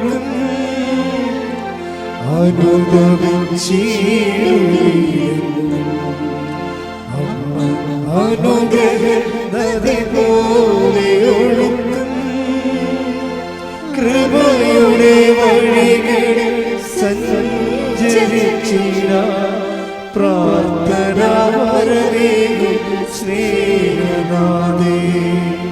കൃപയുടെ വഴികളിൽ സഞ്ചരിച്ചിട പ്രാർത്ഥന വരവേകും സ്നേഹനാഥേ. അപ്പം ഈ 12 ഹെബ്രായർ 12:17 പറയുന്ന യേശാവിന് അനുദപിക്കാൻ അവസരം കൊടുത്തില്ല എന്ന് പറയുന്ന ദൈവ നിലപാട് തന്നെയാണ് ആദത്തിനോട് കാണിച്ചിരിക്കുന്നത്. എന്താണ്? അവന് അനുദപിക്കാൻ അവസരം കൊടുത്തില്ല. അതെന്താ പ്രശ്നം എന്ന് വെച്ച് കഴിഞ്ഞാൽ, ഒരു മനുഷ്യൻ അനുദപിക്കാനുള്ള അവസരം കിട്ടിയാൽ ഉടനെ ഈ ഇൻസ്റ്റേഷൻ നടക്കും. അനുതാപത്തിന് അങ്ങനെ ഒരു ഗുണമുണ്ട്. അതായത് നമ്മൾ കൃപയിൽ എവിടെയായിരുന്നു. ബൈബിള് അവസാനിക്കുമ്പോൾ ചോദിക്കേണ്ട ചോദ്യമുണ്ട്. നീ എവിടെയായിരുന്നെന്ന് ചിന്തിക്കുക, ആ സ്ഥാനത്തേക്ക് നീ തിരിച്ചു വരിക. Take the word of God. സ്തുതിക്കട്ടെ. ഹല്ലേലൂയ, ഹല്ലേലൂയ, ഹല്ലേലൂയ, ഹല്ലേലൂയ. വെളിപാട് 2:4-5. വെളിപാട് 2-ാം അധ്യായം 4-ാം വാക്യം. എങ്കിലും നിനക്കെതിരെ എനിക്കൊന്ന് പറയാനുണ്ട്. ആരോടാ ഈ പറയണത്? ഏത് സഭയോടാ പറയണത്? എഫേസോസിലെ സഭയ്ക്ക് എഴുതുന്നതാണ് ഈ വെളിപാട്. എങ്കിലും നിനക്കെതിരെ എനിക്കൊന്ന് പറയാനുണ്ട് എന്ന് പറഞ്ഞു. എങ്കിലും നിനക്കെതിരെ എനിക്കൊന്ന് പറയാനുണ്ട്. നിനക്ക് ആദ്യമുണ്ടായിരുന്ന സ്നേഹം നീ കൈവിടിഞ്ഞു. അതിനാൽ നീ ഏതവസ്ഥയിൽ നിന്നാണ് അധംപതിച്ചതെന്ന് ചിന്തിക്കുക. അനുദപിച്ച് ആദ്യത്തെ പ്രവൃത്തികൾ ചെയ്യുക. അനുതാപത്തിന്റെ ഒരു പ്രശ്നം അതാണ്. അനുതാപം അത്ഭുതകരമായ ഫലമാണ്. നിന്റെ പഴയ കൃപയിലേക്ക് നിന്നെ തിരിച്ചു കൊണ്ടുവരും. കൈയടിച്ച് സ്തുതിക്കട്ടെ. ഹല്ലേലൂയ, ഹല്ലേലൂയ, ഹല്ലേലൂയ, ഹല്ലേലൂയ. മഹത്വം, മഹത്വം, ആരാധന, ആരാധന, ഹല്ലേലൂയ, ഹല്ലേലൂയ, ഹല്ലേലൂയ, ആരാധന, ഹല്ലേലൂയ, ഹല്ലേലൂയ, ഹല്ലേലൂയ. ആരാധ്യനേ, പരിശുദ്ധനേ, പരമോന്നത യേശുവേ, അണയുന്നു ഞാൻ തിരുമുൻപിലായി. അറിവോടെ എന്നെ നോക്കണമേ. ആരാധ്യനേ, പരിശുദ്ധനേ, പരമോന്നത യേശുവേ, അണയുന്നു ഞാൻ തിരുമുൻപിലായി. അറിവോടെ എന്നെ നോക്കണമേ. അതായത് കൃപ പുനരുദ്ധരിക്കാനുള്ള ആദ്യ നടപടി എന്ന് പറയുന്നത് അനുതാപമാണ്. ഒരുപക്ഷെ ഞാൻ പറയും അവസാന നടപടിയും അത് തന്നെയാണ്. നമ്മൾ സ്നേഹമുള്ള ദൈവത്തോട് കഴിഞ്ഞ ദിവസങ്ങളിലെ ദൈവത്തിൻ്റെ സ്നേഹം പറഞ്ഞപ്പോഴാണ് ഒരു രസമുണ്ടായി. അപ്പം ഞാൻ എൻ്റെ മുറി ഇരിക്കരുന്ന്. അപ്പോൾ ഒരു ഈച്ച വന്നിട്ട് എൻ്റെ മുഖത്തടിക്കുന്നുണ്ട്. എൻ്റെ മുറിയിൽ അങ്ങനെ ഈച്ച കയറേണ്ട കാര്യമില്ല. പിന്നെ ആരെങ്കിലും ഇവർ കിച്ചൻകാർ കാപ്പിയും കൊണ്ട് കയറുമ്പോൾ അതിൻ്റെ കൂടെ കയറി പോരണം. അപ്പോൾ എനിക്കാണെങ്കിൽ ഭയങ്കര അലർജിയാണ് ഈ ഈച്ചയെ കാണുന്നത്. ഈച്ച വന്നിട്ട് എൻ്റെ നെറ്റിക്കടിച്ചുകൊണ്ടിരിക്കുകയാണ്. അപ്പോൾ ഞാനിങ്ങനെ തട്ടി കളയുന്നുണ്ട്. പിന്നെയും ഞാൻ ഇരുന്നുകൊണ്ട് എഴുതുക വരയ്ക്കുകയൊക്കെ വായിക്കുകയൊക്കെ ചെയ്യുന്നുണ്ട്. പിന്നെ ഈച്ച ചെവിയെ വന്നിരിക്കും. അപ്പോൾ ഇവിടെ കൊടുക്കും അടി. അപ്പോൾ പിന്നെ ഈച്ച ഇവിടെ വന്നിരിക്കും. ഈച്ചയുടെ അവസ്ഥ അറിയാമല്ല, ഒരു ബുദ്ധിയും ബോധവും ഇല്ലാത്ത സാധനം. അത് നമ്മളെ ടാർഗറ്റ് ചെയ്താൽ പിന്നെ നമ്മളേക്കൊന്നും പോകത്തില്ല. അപ്പോൾ എനിക്കാണെങ്കിൽ വിറഞ്ഞിരിക്കുകയാണ്. അപ്പം ഞാനുടനെ വിറഞ്ഞാലും ഞാൻ കർത്താവിനെ വിളിക്കും. ഞാൻ പറഞ്ഞു, കർത്താവേ ഈ സാധനം ചത്ത് വീഴണമെന്നുണ്ടെങ്കിൽ ഇപ്പം ചത്ത് വീഴണം, ഒറ്റടി വെച്ച് കൊടുക്കും.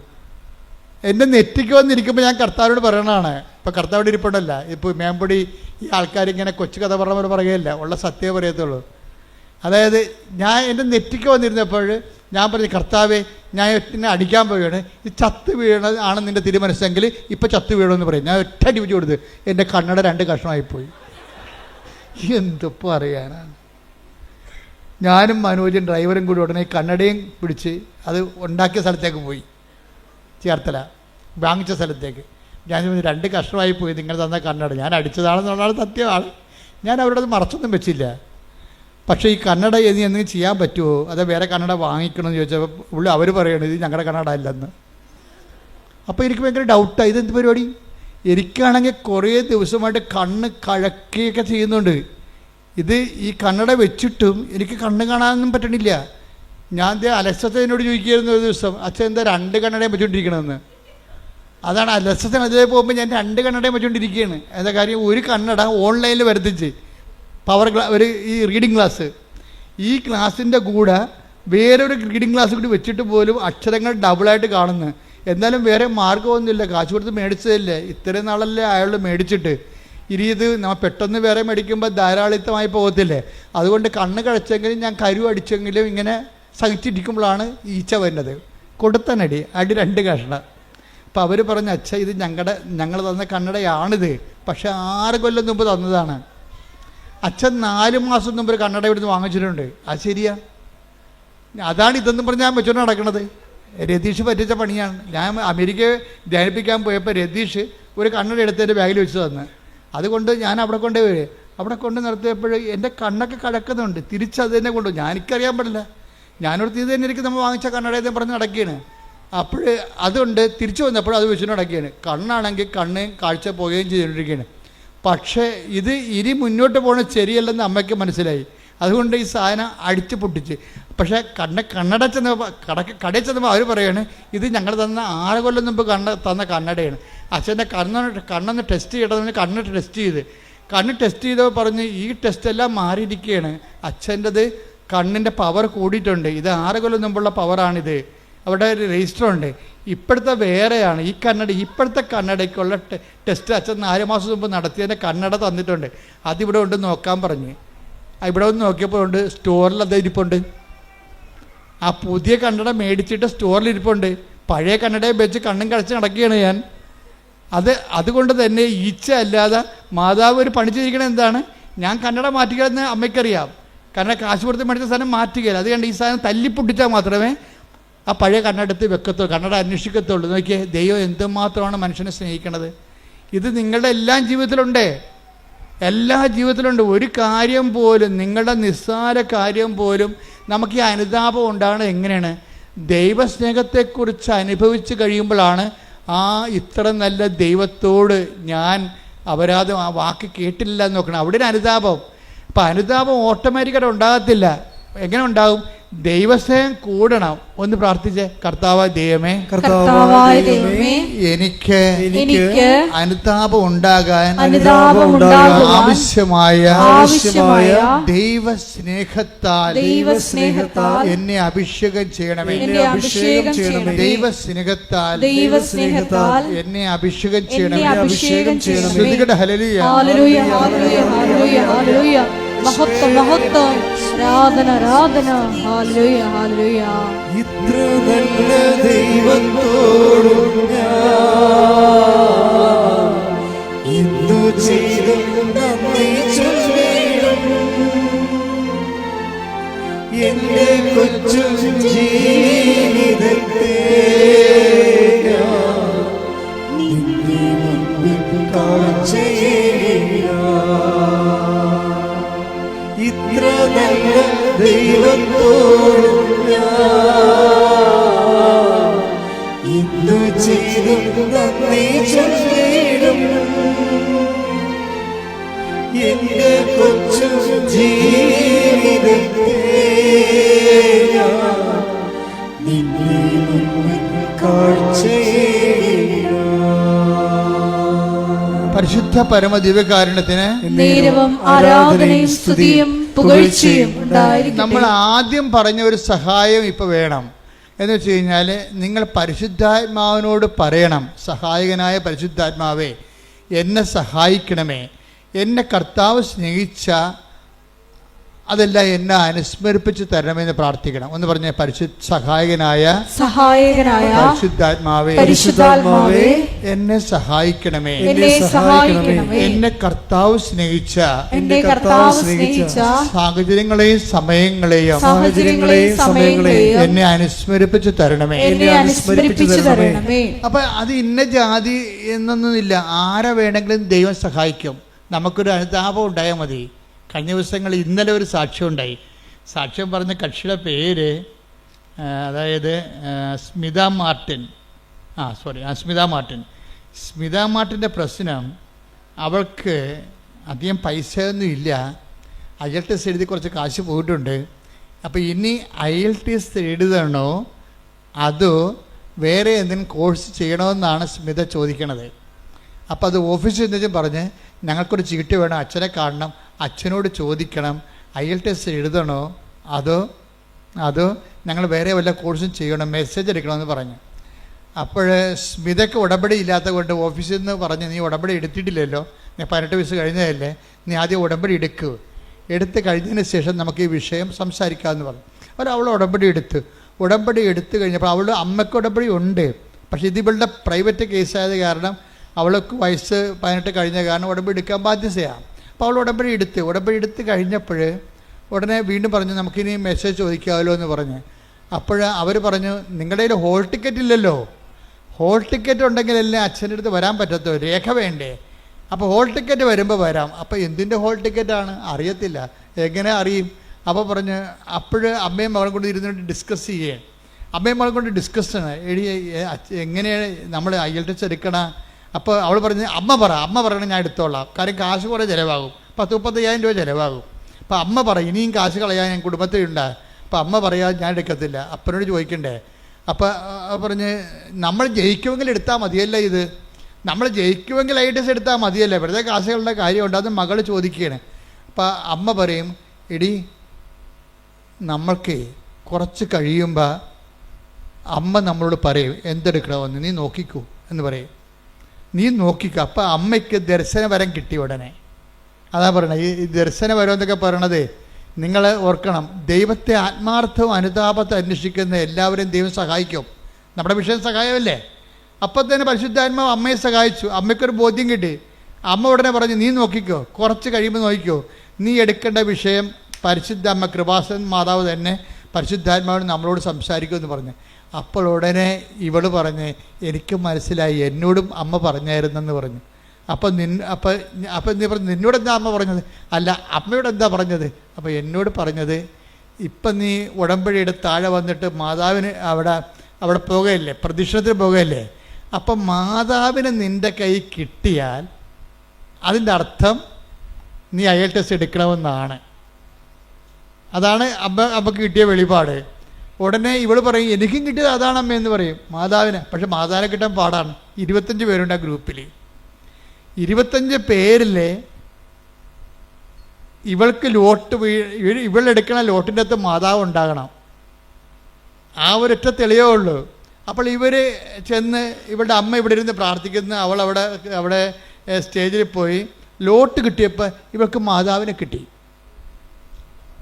അപ്പോഴെന്ന് വെച്ച് കഴിഞ്ഞാൽ അത് മാതാവിനെ പിടിച്ചുകൊണ്ട് മുത്തുക്കോടയുടെ താഴെക്കൂടി വരണമ്പോൾ അമ്മ ഇങ്ങനെ ഇവിടെ ഇരുന്ന് വെച്ചാൽ അങ്ങോട്ട് തിരിഞ്ഞു നോക്കിയപ്പോൾ മകളുടെ കൈ മാതാവ് ഇരിക്കണം. എൻ്റെ അമ്മയെന്നും പറഞ്ഞ് ഇവർ പെശര് പോലെ ഓടിച്ചെന്ന് മാതാവിനെ കെട്ടിപ്പിടിച്ച് ഉമ്മ വെച്ച്. അമ്മേ ഞങ്ങളെ വിട്ടുപോയിട്ടില്ലല്ലേ? അപ്പോൾ പറഞ്ഞു ഇനി എത്ര 1000 രൂപ പോയാലും കുഴപ്പമില്ല, നമ്മളായിട്ട് പാസ്സാകുന്നു. അതാ വിഷയം. അത് തീരുമാനം കണ്ട ഇത് അന്തർദർശനമെന്ന് പറയും. അന്നാളുകളിൽ നിങ്ങളുടെ യുവാക്കന്മാർ സ്വപ്നങ്ങൾ ദർശനങ്ങൾ കാണുമെന്ന് പറഞ്ഞില്ലേ? പിതാക്കന്മാർക്ക് സ്വപ്നങ്ങൾ ഉണ്ടാകുമെന്ന്. അതാണ് പരിശുദ്ധാത്മാവിന്റെ പ്രവർത്തനമാണത്. ഒന്ന് എടുത്ത് take the word of God ശ്രദ്ധിക്കട്ടെ. ഹല്ലേലൂയ. ജോയൽ 2:28. ജോയൽ 2:28. അന്ന് ഇങ്ങനെ സംഭവിക്കും. അന്ന് ഇങ്ങനെ സംഭവിക്കും. അന്ന് ഇങ്ങനെ സംഭവിക്കും. എല്ലാവരുടെയും മേൽ എന്റെ ആത്മാവിനെ ഞാൻ വർഷിക്കും. നിങ്ങളുടെ പുത്രന്മാരും പുത്രിമാരും പ്രവചിക്കും. നിങ്ങളുടെ വൃദ്ധന്മാർ സ്വപ്നങ്ങൾ കാണും. യുവാക്കൾക്ക് ദർശനങ്ങൾ ഉണ്ടാകും. അപ്പൊ ഇതെന്ന് പറയുന്നത് സഹായമാണ്. നമ്മുടെ സബ്ജക്റ്റ് സഹായമല്ലേ? അപ്പൊ ഒരു കൺഫ്യൂഷൻ വന്നപ്പോൾ ദൈവം നമ്മളെ സഹായിക്കുകയാണ്. അപ്പൊ സഹായിക്കണം. ഉടമ്പടിയിലാണെങ്കിലുണ്ടല്ലോ സഹായം പെട്ടെന്നാണ് കിട്ടണത്. എന്താ കാര്യം? അപ്പൊ അമ്മയ്ക്കും മകൾക്കും ഒരേ സമയം തന്നെ ദർശനം കൊടുത്തു. ഞാനാണ് നിങ്ങളുടെ കയ്യിൽ വരണമെന്നുണ്ടെങ്കിൽ ഈ കാര്യത്തിൽ നിങ്ങളുടെ തീരുമാനം കറക്റ്റായിരിക്കുമെന്ന്. പക്ഷേ ഇവൾ തോറ്റുപോകും. IELTS എഴുതി. അപ്പോൾ ഇവർക്ക് അപ്പനെയും മകൾക്കും അമ്മയ്ക്കും എല്ലാം സങ്കടം. പക്ഷേ അപ്പം പറയും നോ, അമ്മ പറഞ്ഞിട്ടല്ലേ നമ്മൾ IELTS എടുത്തത്. അപ്പം നിങ്ങളിങ്ങനെ വിശ്വാസിച്ച് നിൽക്കണ കാണുമ്പോൾ ഒരാൾ വന്ന് ചോദിക്കും എന്താ സങ്കടം ഇങ്ങനെ IELTS തോറ്റു എന്ന് പറയാം. തോറ്റു എന്ന് പറയുമ്പോൾ അത് റീവാലുവേഷൻ കൊടുത്താൽ പോരെ. അപ്പോൾ റീവാലുവേഷൻ കൊടുക്കുക. അതിവർക്ക് അറിയത്തില്ല. എല്ലാവർക്കും അറിയാം, പക്ഷേ ഇവർക്ക് അറിയത്തില്ല റീവാലുവേഷൻ കൊടുക്കണമെന്ന്. റീവാലുവേഷൻ കൊടുക്കണമെങ്കിൽ പിന്നെ അത്രയും കാശ് തന്നെ അടക്കണം. അത്രയും അടക്ക് വീണ്ടും നമ്മൾ ഈ പേപ്പർ അല്ലെങ്കിൽ സൈറ്റ് നോക്കാൻ കൊടുക്കണം. അപ്പോൾ അത്രയും പൈസ അടച്ചിട്ട് അപ്പം പറയും കുഴപ്പമില്ല, മാതാവാണല്ലേ നമ്മളോട് IELTS എടുക്കാൻ പറഞ്ഞത്, അതുകൊണ്ട് റീവാലുവേഷൻ കൊടുക്കുമ്പോൾ ഇപ്പം നീ എഴുതിയപ്പോൾ തോക്കുമെന്ന് ഉറപ്പല്ലേ? എഴുതിയപ്പോൾ തോറ്റു. ഇനി നീ റീവാലുവേഷൻ ജയിക്കുകയാണെങ്കിൽ അതിൻ്റെ അർത്ഥം എന്താണ്? Not by merit but by grace. അതിൻ്റെ കഴിവല്ല, അമ്മയുടെ കൃപയാണെന്ന്. അതുപോലെ റീവാലുവേഷൻ കൊടുത്തു കഴിഞ്ഞപ്പോഴുണ്ട് അവൾ ജയിച്ച്.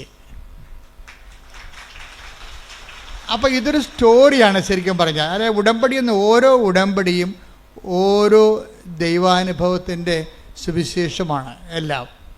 പക്ഷേ ഇത് ഫോളോ ചെയ്യുമ്പോൾ നമ്മളെപ്പോഴും ശ്രദ്ധിക്കേണ്ടത് ഒരു ഇൻറ്റേരിയം പീരീഡിന് വേണ്ടിയുള്ള ഒരു അഡ്ജസ്റ്റ്മെൻ്റായിട്ട് ദൈവവുമായിട്ട് നിങ്ങൾ നീങ്ങിയാൽ ഇതുപോലെയുള്ള വലിയ കാര്യങ്ങൾ ദൈവമായിട്ട് നിങ്ങളായിട്ട് ചെയ്യത്തില്ല. ഇതിപ്പോൾ ദർശനങ്ങളിലേക്ക് പോയില്ല, അവർ പ്രവചനങ്ങളിലേക്കും ദർശനങ്ങളിലേക്കും പോകണില്ലെന്ന് വലിയ കാര്യങ്ങളാണ്. ഇതിന് വലിയ കാര്യങ്ങളെന്നാണ് പറയണത്. ഞാൻ എൻ്റെ പിതാവിനോട് ചോദിക്കുകയും ഇതിനൊക്കെ വലിയ കാര്യങ്ങൾ നിങ്ങൾ കാണുകയും ചെയ്യും. Take the word of God ശ്രദ്ധിക്കട്ടെ. ഹല്ലേലൂയ, ഹല്ലേലൂയ, ഹല്ലേലൂയ, ഹല്ലേലൂയ, ഹല്ലേലൂയ. യേശുവേ നന്ദി. ഹല്ലേലൂയ, ഹല്ലേലൂയ, ഹല്ലേലൂയ, ഹല്ലേലൂയ, ഹല്ലേലൂയ. യോഹന്നാൻ 1:50. യോഹന്നാൻ 1:50. യേശു പറഞ്ഞു അത്തിമരത്തിന്റെ ചുവട്ടിൽ നിന്നെ കണ്ടു എന്ന് ഞാൻ പറഞ്ഞതുകൊണ്ട് നീ എന്നിൽ വിശ്വസിക്കുന്നു. അല്ലേ? എന്നാൽ ഇതിനേക്കാൾ വലിയ കാര്യങ്ങൾ നീ കാണും. Praise the Lord. അതായത് സ്വർഗീയമായ കാര്യങ്ങളെക്കുറിച്ചാണ് പിന്നീട് സംസാരിക്കുന്നത്. ഇപ്പം സ്വർഗീയമായ മേഖലകളിലെ അതുപോലെ തന്നെ പ്രവചനങ്ങൾ, ദർശനങ്ങൾ, സ്വപ്നങ്ങൾ ഒക്കെ തുടങ്ങിക്കഴിഞ്ഞാൽ നീ ഉടമ്പടിയുടെ രണ്ടാം ഘട്ടത്തിലേക്ക് പ്രവേശിക്കുന്നതിൻ്റെ അർത്ഥം ഇപ്പോൾ ഒരു മകള് ഇന്നലെ ഒരു സാക്ഷ്യം പറഞ്ഞത് അവളുടെ കോളേജിൻ്റെ അമ്മ ഉടമ്പടി എടുത്തപ്പോൾ തന്നെ കോളേജിൻ്റെ വാതിക്കൽ മഴവില്ല് തെളിഞ്ഞു നിൽക്കുന്നത്. അവൾ ഉടനെ മൊബൈൽ എടുത്തിട്ട് അമ്മയ്ക്ക് അയച്ചു കൊടുത്തു, അമ്മേ ഉടമ്പടി എടുത്തല്ലേ, അമ്മ മഴവില്ലുമായി എൻ്റെ മുമ്പിൽ നിൽക്കണമെന്ന്. അതായത് അടയാളം കണ്ടുകൊണ്ടേയിരിക്കും, വലിയ കാര്യങ്ങൾ ഇങ്ങനെ കണ്ടുകൊണ്ടേയിരിക്കും. അതുകൊണ്ട് ഇപ്പോൾ ബൈബിൾ എപ്പോഴും പറയണത് കാണുന്ന കാര്യങ്ങൾ വളരെ സീരിയസ് ആണ്, അവനെ കേൾക്കുന്ന കാര്യങ്ങളും. ഉടമ്പടിക്ക് രണ്ടുമുണ്ട്. ഉടമ്പടിക്ക് 3 കാര്യങ്ങളുണ്ട്. കാണുന്ന കാര്യങ്ങളുണ്ട്, കേൾക്കുന്ന കാര്യങ്ങളുണ്ട്, പിന്നെ എന്താണ്, ചെയ്യുന്ന കാര്യങ്ങളുണ്ട്. ദൈവമായിട്ട് ഇടപെടുന്നതെല്ലാം ഈ ഒരു 3 ഘട്ടങ്ങളെയും അഡ്രസ്സ് ചെയ്യേണ്ടി വരും. കാണുന്ന കാര്യങ്ങൾ, കേൾക്കുന്ന കാര്യങ്ങൾ, ചെയ്യുന്ന കാര്യങ്ങൾ. എന്താ കാര്യം വെച്ച് കഴിഞ്ഞാൽ സാക്ഷ്യത്തിൻ്റെ അകത്തെല്ലാം ഇതെല്ലാം സാക്ഷ്യത്തിലേക്ക് നമ്മൾ നയിക്കണമെങ്കിൽ ഈ 3 കാര്യങ്ങളും ഒരുമിച്ച് കൺകർ ചെയ്യേണ്ടി വരും. അപ്പോൾ നിങ്ങൾ എന്ന് വെച്ചാൽ പ്രാർത്ഥന മാത്രം കൊണ്ടിരുന്ന സാക്ഷ്യം ഉണ്ടാകത്തതെന്നായി പറയണതിൻ്റെ അർത്ഥം പിടിയാ. നിങ്ങൾക്ക് പലർക്കും അബദ്ധം പറ്റണത് ചുമ്മാ ഇത് പ്രാർത്ഥനയാക്കി മാത്രം കളയും. പ്രാർത്ഥനയല്ല, പിന്നെ എന്താണ് അതിൻ്റെ അകത്ത് പ്രവർത്തനങ്ങളുണ്ട്, പ്രഖ്യാപനങ്ങളുണ്ട്. ശ്രുതിയുടെ മക്കളെ യേശുവേ സ്തോത്രം. ഹല്ലേലൂയ. 2 രാജാക്കന്മാർ 2:21 എടുത്ത്. 2 രാജാക്കന്മാർ 2:21. 2 രാജാക്കന്മാർ 2:21. അവൻ ഉറവയ്ക്കടുത്തു ചെന്ന്, അതായത് ഇസ്രായേൽ ജനം വഴിമധ്യേ ഒരു ഉറവയിലെത്തിയപ്പോൾ അത് കുടിച്ചവർക്ക് ഭയങ്കര കയ്പ് തോന്നി. അതാണ് വിഷയം. വായിച്ചോളൂ. ഉപ്പ് അതിലിട്ടുകൊണ്ട് പറഞ്ഞു, കർത്താവ് അരുൾ ചെയ്യുന്നു, ഞാൻ ഈ വെള്ളം ശുദ്ധീകരിച്ചിരിക്കുന്നു. ഇനി ഇത് മരണത്തിനോ ഫലശൂന്യതയ്ക്കോ കാരണമാവുകയില്ല. അതായത് ഉപ്പിട്ട് കഴിയുമ്പോൾ എന്ത് പറയും? ഉപ്പിടണത് എന്താണ്? പ്രയോഗമാണ്. ആ പ്രയോഗത്തിൽ തന്നെ പ്രഖ്യാപനം ഇരിപ്പുണ്ട്. എന്താണ്? ഒന്നുകൂടി വായിച്ചേ. അവൻ ഉറവയ്ക്ക് അടുത്ത് ചെന്ന്, വിഷം പിടിച്ച ഉറവയ്ക്ക് അടുത്ത് ചെന്നിട്ട്, വിഷമുള്ള ഉറവയ്ക്ക് അടുത്ത് ചെന്നിട്ട് അവൻ എന്ത് ചെയ്തു? ഉപ്പ് അതിലിട്ടുകൊണ്ട് പറഞ്ഞു. കർത്താവിന്റെ നാമത്തിൽ ഉപ്പിട്ടുകൊണ്ട് പറഞ്ഞു. എന്താണ്? കർത്താവ് അരുൾ ചെയ്യുന്നു, ഞാൻ ഈ വെള്ളം ശുദ്ധീകരിച്ചിരിക്കുന്നു. ഇനി ഇത് മരണത്തിനോ ഫലശൂന്യതയ്ക്കോ കാരണമാവുകയില്ല. അതായത് കർത്താവ് അരുളി ചെയ്യുന്നു, ഇതിന് മരണത്തിന് കാരണമാവുകയില്ല, ഫലശൂന്യതയ്ക്ക് കാരണമാവുകയില്ല എന്ന് പറഞ്ഞാൽ എന്താണ്? ഉപ്പ് ഇടണത് പ്രയോഗവും മരണത്തിന് കാരണമാവുകയില്ല എന്ന് പറയുന്നത് പ്രഖ്യാപനവുമാണ്, ദൈവത്തിലുള്ള പ്രഖ്യാപനവുമാണ്. ഇതുകൊണ്ടാണ് ചില ആൾക്കാർ പണ്ട് പല കാര്യങ്ങൾ ചെയ്യുമായിരുന്നു. പിന്നെ ആൾക്കാരത് ഓവറായിട്ട് ചെയ്യാൻ തുടങ്ങിയപ്പോഴാണ് ഞങ്ങൾ ഈ പത്രത്തിൻ്റെ കാര്യങ്ങളൊക്കെ ഒന്ന് സബ്സിഡാക്കി കളഞ്ഞത്. പക്ഷേ എന്നാലും ഉപ്പ് ഇപ്പോഴും ഇടുന്നുണ്ട് ആൾക്കാർ. മാവ് പൂത്തില്ലെന്ന് പറഞ്ഞു കഴിഞ്ഞാൽ ഉടനെ കൊണ്ടുപോയി അവർ ഉപ്പിട്ട് വിശ്വാസപ്രമാണം ചെല്ലും. ഇവിടെ ഞങ്ങളെ സംബന്ധിച്ചിടത്തോളം ഇവിടെ ഞങ്ങളെ തിരക്കാനോ പറയാനോ അന്വേഷിക്കാനോ ഞങ്ങളെ റെക്കമെൻഡ് ചെയ്യാനോ ആരുമില്ല എന്ന് പറഞ്ഞാൽ പരീക്ഷ ഹോളിലും ആൾക്കാർ കൊണ്ടുപോയി ഉപ്പ് പ്രയോഗിക്കും. എന്താ കാര്യം? കർത്താവ് അരുളി ചെയ്യുന്നു, എനിക്കിത് തോൽവിക്ക് കാരണമാകുകയില്ല. പ്രഖ്യാപനമാണത്. മനസ്സിലായില്ലേ? അപ്പോൾ ഇങ്ങനെ പക്ഷെ അങ്ങനെ എപ്പോഴും നമ്മൾ ശ്രദ്ധിക്കേണ്ടത്, ദൈവമായിട്ട് നമ്മൾ അമീക്കബിൾ റിലേഷനിലേക്ക് വന്നു, നമ്മൾ ദൈവമായിട്ട് ഒരു സംശയമില്ലാത്ത ഒരു ബന്ധം, സംശയമില്ലാത്ത എപ്പോഴും വരണത് ഉടമ്പടിക്ക് വേണ്ട വിശ്വാസം, സംശയമില്ലാത്ത വിശ്വാസം വരണം. പ്രീഡിയ, നിങ്ങൾക്ക് ഉടമ്പടിയിൽ ഈ പ്രഖ്യാപനം ഭരിക്കാത്തതിൻ്റെ കാരണം സംശയത്തിൻ്റെ കണ്ടൻ്റ് ഉള്ളത് കൊണ്ടാണ്. നിങ്ങൾ ഉപ്പൊക്കെ ഇടുകയെ, പക്ഷേ ചിലത് ഭരിക്കത്തില്ല. കാര്യം വെച്ച് കഴിഞ്ഞാൽ അതിൻ്റെ അകത്ത് സംശയത്തിൻ്റെ കണ്ടൻ്റ് ഉള്ളത് കൊണ്ടാണ്. അപ്പം അത് നിങ്ങളെപ്പോഴും ചെയ്യേണ്ട കാര്യം വെച്ചാൽ ഈ സംശയം നീക്കാൻ വേണ്ടി പ്രത്യേകം ആന്തരിക അഭിഷേക അനോയിൻറ്റഡ് ഫെയ്ത്ത് എന്ന് പറഞ്ഞൊരു ഫെയ്ത്തുണ്ട്. ബൈബിളിൽ വലിയ വിശ്വാസം എന്നൊക്കെ പറയും, പക്ഷേ അനോയിൻറ്റഡ് ഫെയ്ത്താണ്. എന്നുവെച്ചാൽ അതിൻ്റെ അകത്ത് 10% ഫെയ്ത്തായിരിക്കും. കണ്ടൻറ്റ് വൈസ് 100% ഫെയ്ത്ത് വിശ്വാസം തന്നെയായിരിക്കും. അതിൻ്റെ അകത്ത് സംശയം ഉണ്ടാകത്തില്ല. 10 ദിവസത്തിന് കുറച്ച് വിശ്വാസം ഉണ്ടെങ്കിലും പക്ഷെ പെട്ടെന്ന് കാലം നനഞ്ഞപ്പോൾ കാറ്റ് പിടിച്ചപ്പോൾ പുള്ളി താഴെ പോയില്ല, ടക്കോന്നും താഴെ പോയി. അപ്പോൾ കർത്താവ് എന്താ ചോദിക്കണത്? അല്പവിശ്വാസി. അതാണ് ചോദിക്കണത്. എന്താണ് കാര്യം? സംശയിച്ചത്. Take the word of God. അല്പവിശ്വാസി. മത്തായി 14:31. മത്തായി 14:31. ഉടനെ യേശു കൈനീട്ടി അവനെ പിടിച്ചുകൊണ്ട് പറഞ്ഞു, അല്പവിശ്വാസി, നീ സംശയിച്ചതെന്ത്? അല്പവിശ്വാസി, നീ സംശയിച്ചതെന്ത്? അപ്പം ഈ പ്രയോഗം നടത്തുന്നവരില്ലേ, കാശുരൂപത്തിൻ്റെ ഉപ്പിൻ്റെയും ഒക്കെ പ്രയോഗങ്ങൾ നടത്തുന്നവർ എപ്പോഴും ശ്രദ്ധിക്കേണ്ടത്, നിങ്ങൾ അതൊക്കെ ചെയ്യുന്നതിന് മുമ്പ് വിശ്വാസത്തിൻ്റെ അകത്ത് ആ വിശ്വാസം കണ്ടന്റ് അല്പം മാത്രമുള്ള വിശ്വാസമുണ്ട്. ബാക്കിയുള്ളതെല്ലാം എന്താണ്? അല്പവിശ്വാസി എന്ന് പറഞ്ഞാൽ അർത്ഥം എന്താണ്? അല്പം മാത്രം വിശ്വാസം, ബാക്കിയുള്ളത് എന്താണ്? സംശയം. അതാണ് വിഷയം. അതാണ് അല്പവിശ്വാസി, നീ സംശയിച്ചത് എന്ത്? അപ്പോൾ വിശ്വാസമുണ്ട്, പക്ഷേ ഒരു 30% 50% വിശ്വാസമുണ്ട്. പക്ഷേ 50% എന്താ ഉള്ളത്? സംശയമാണ്. ഇന്നലെ വേറെ ഒരു ലേഡി ഒരു സാക്ഷ്യം പറഞ്ഞിട്ടുണ്ട്.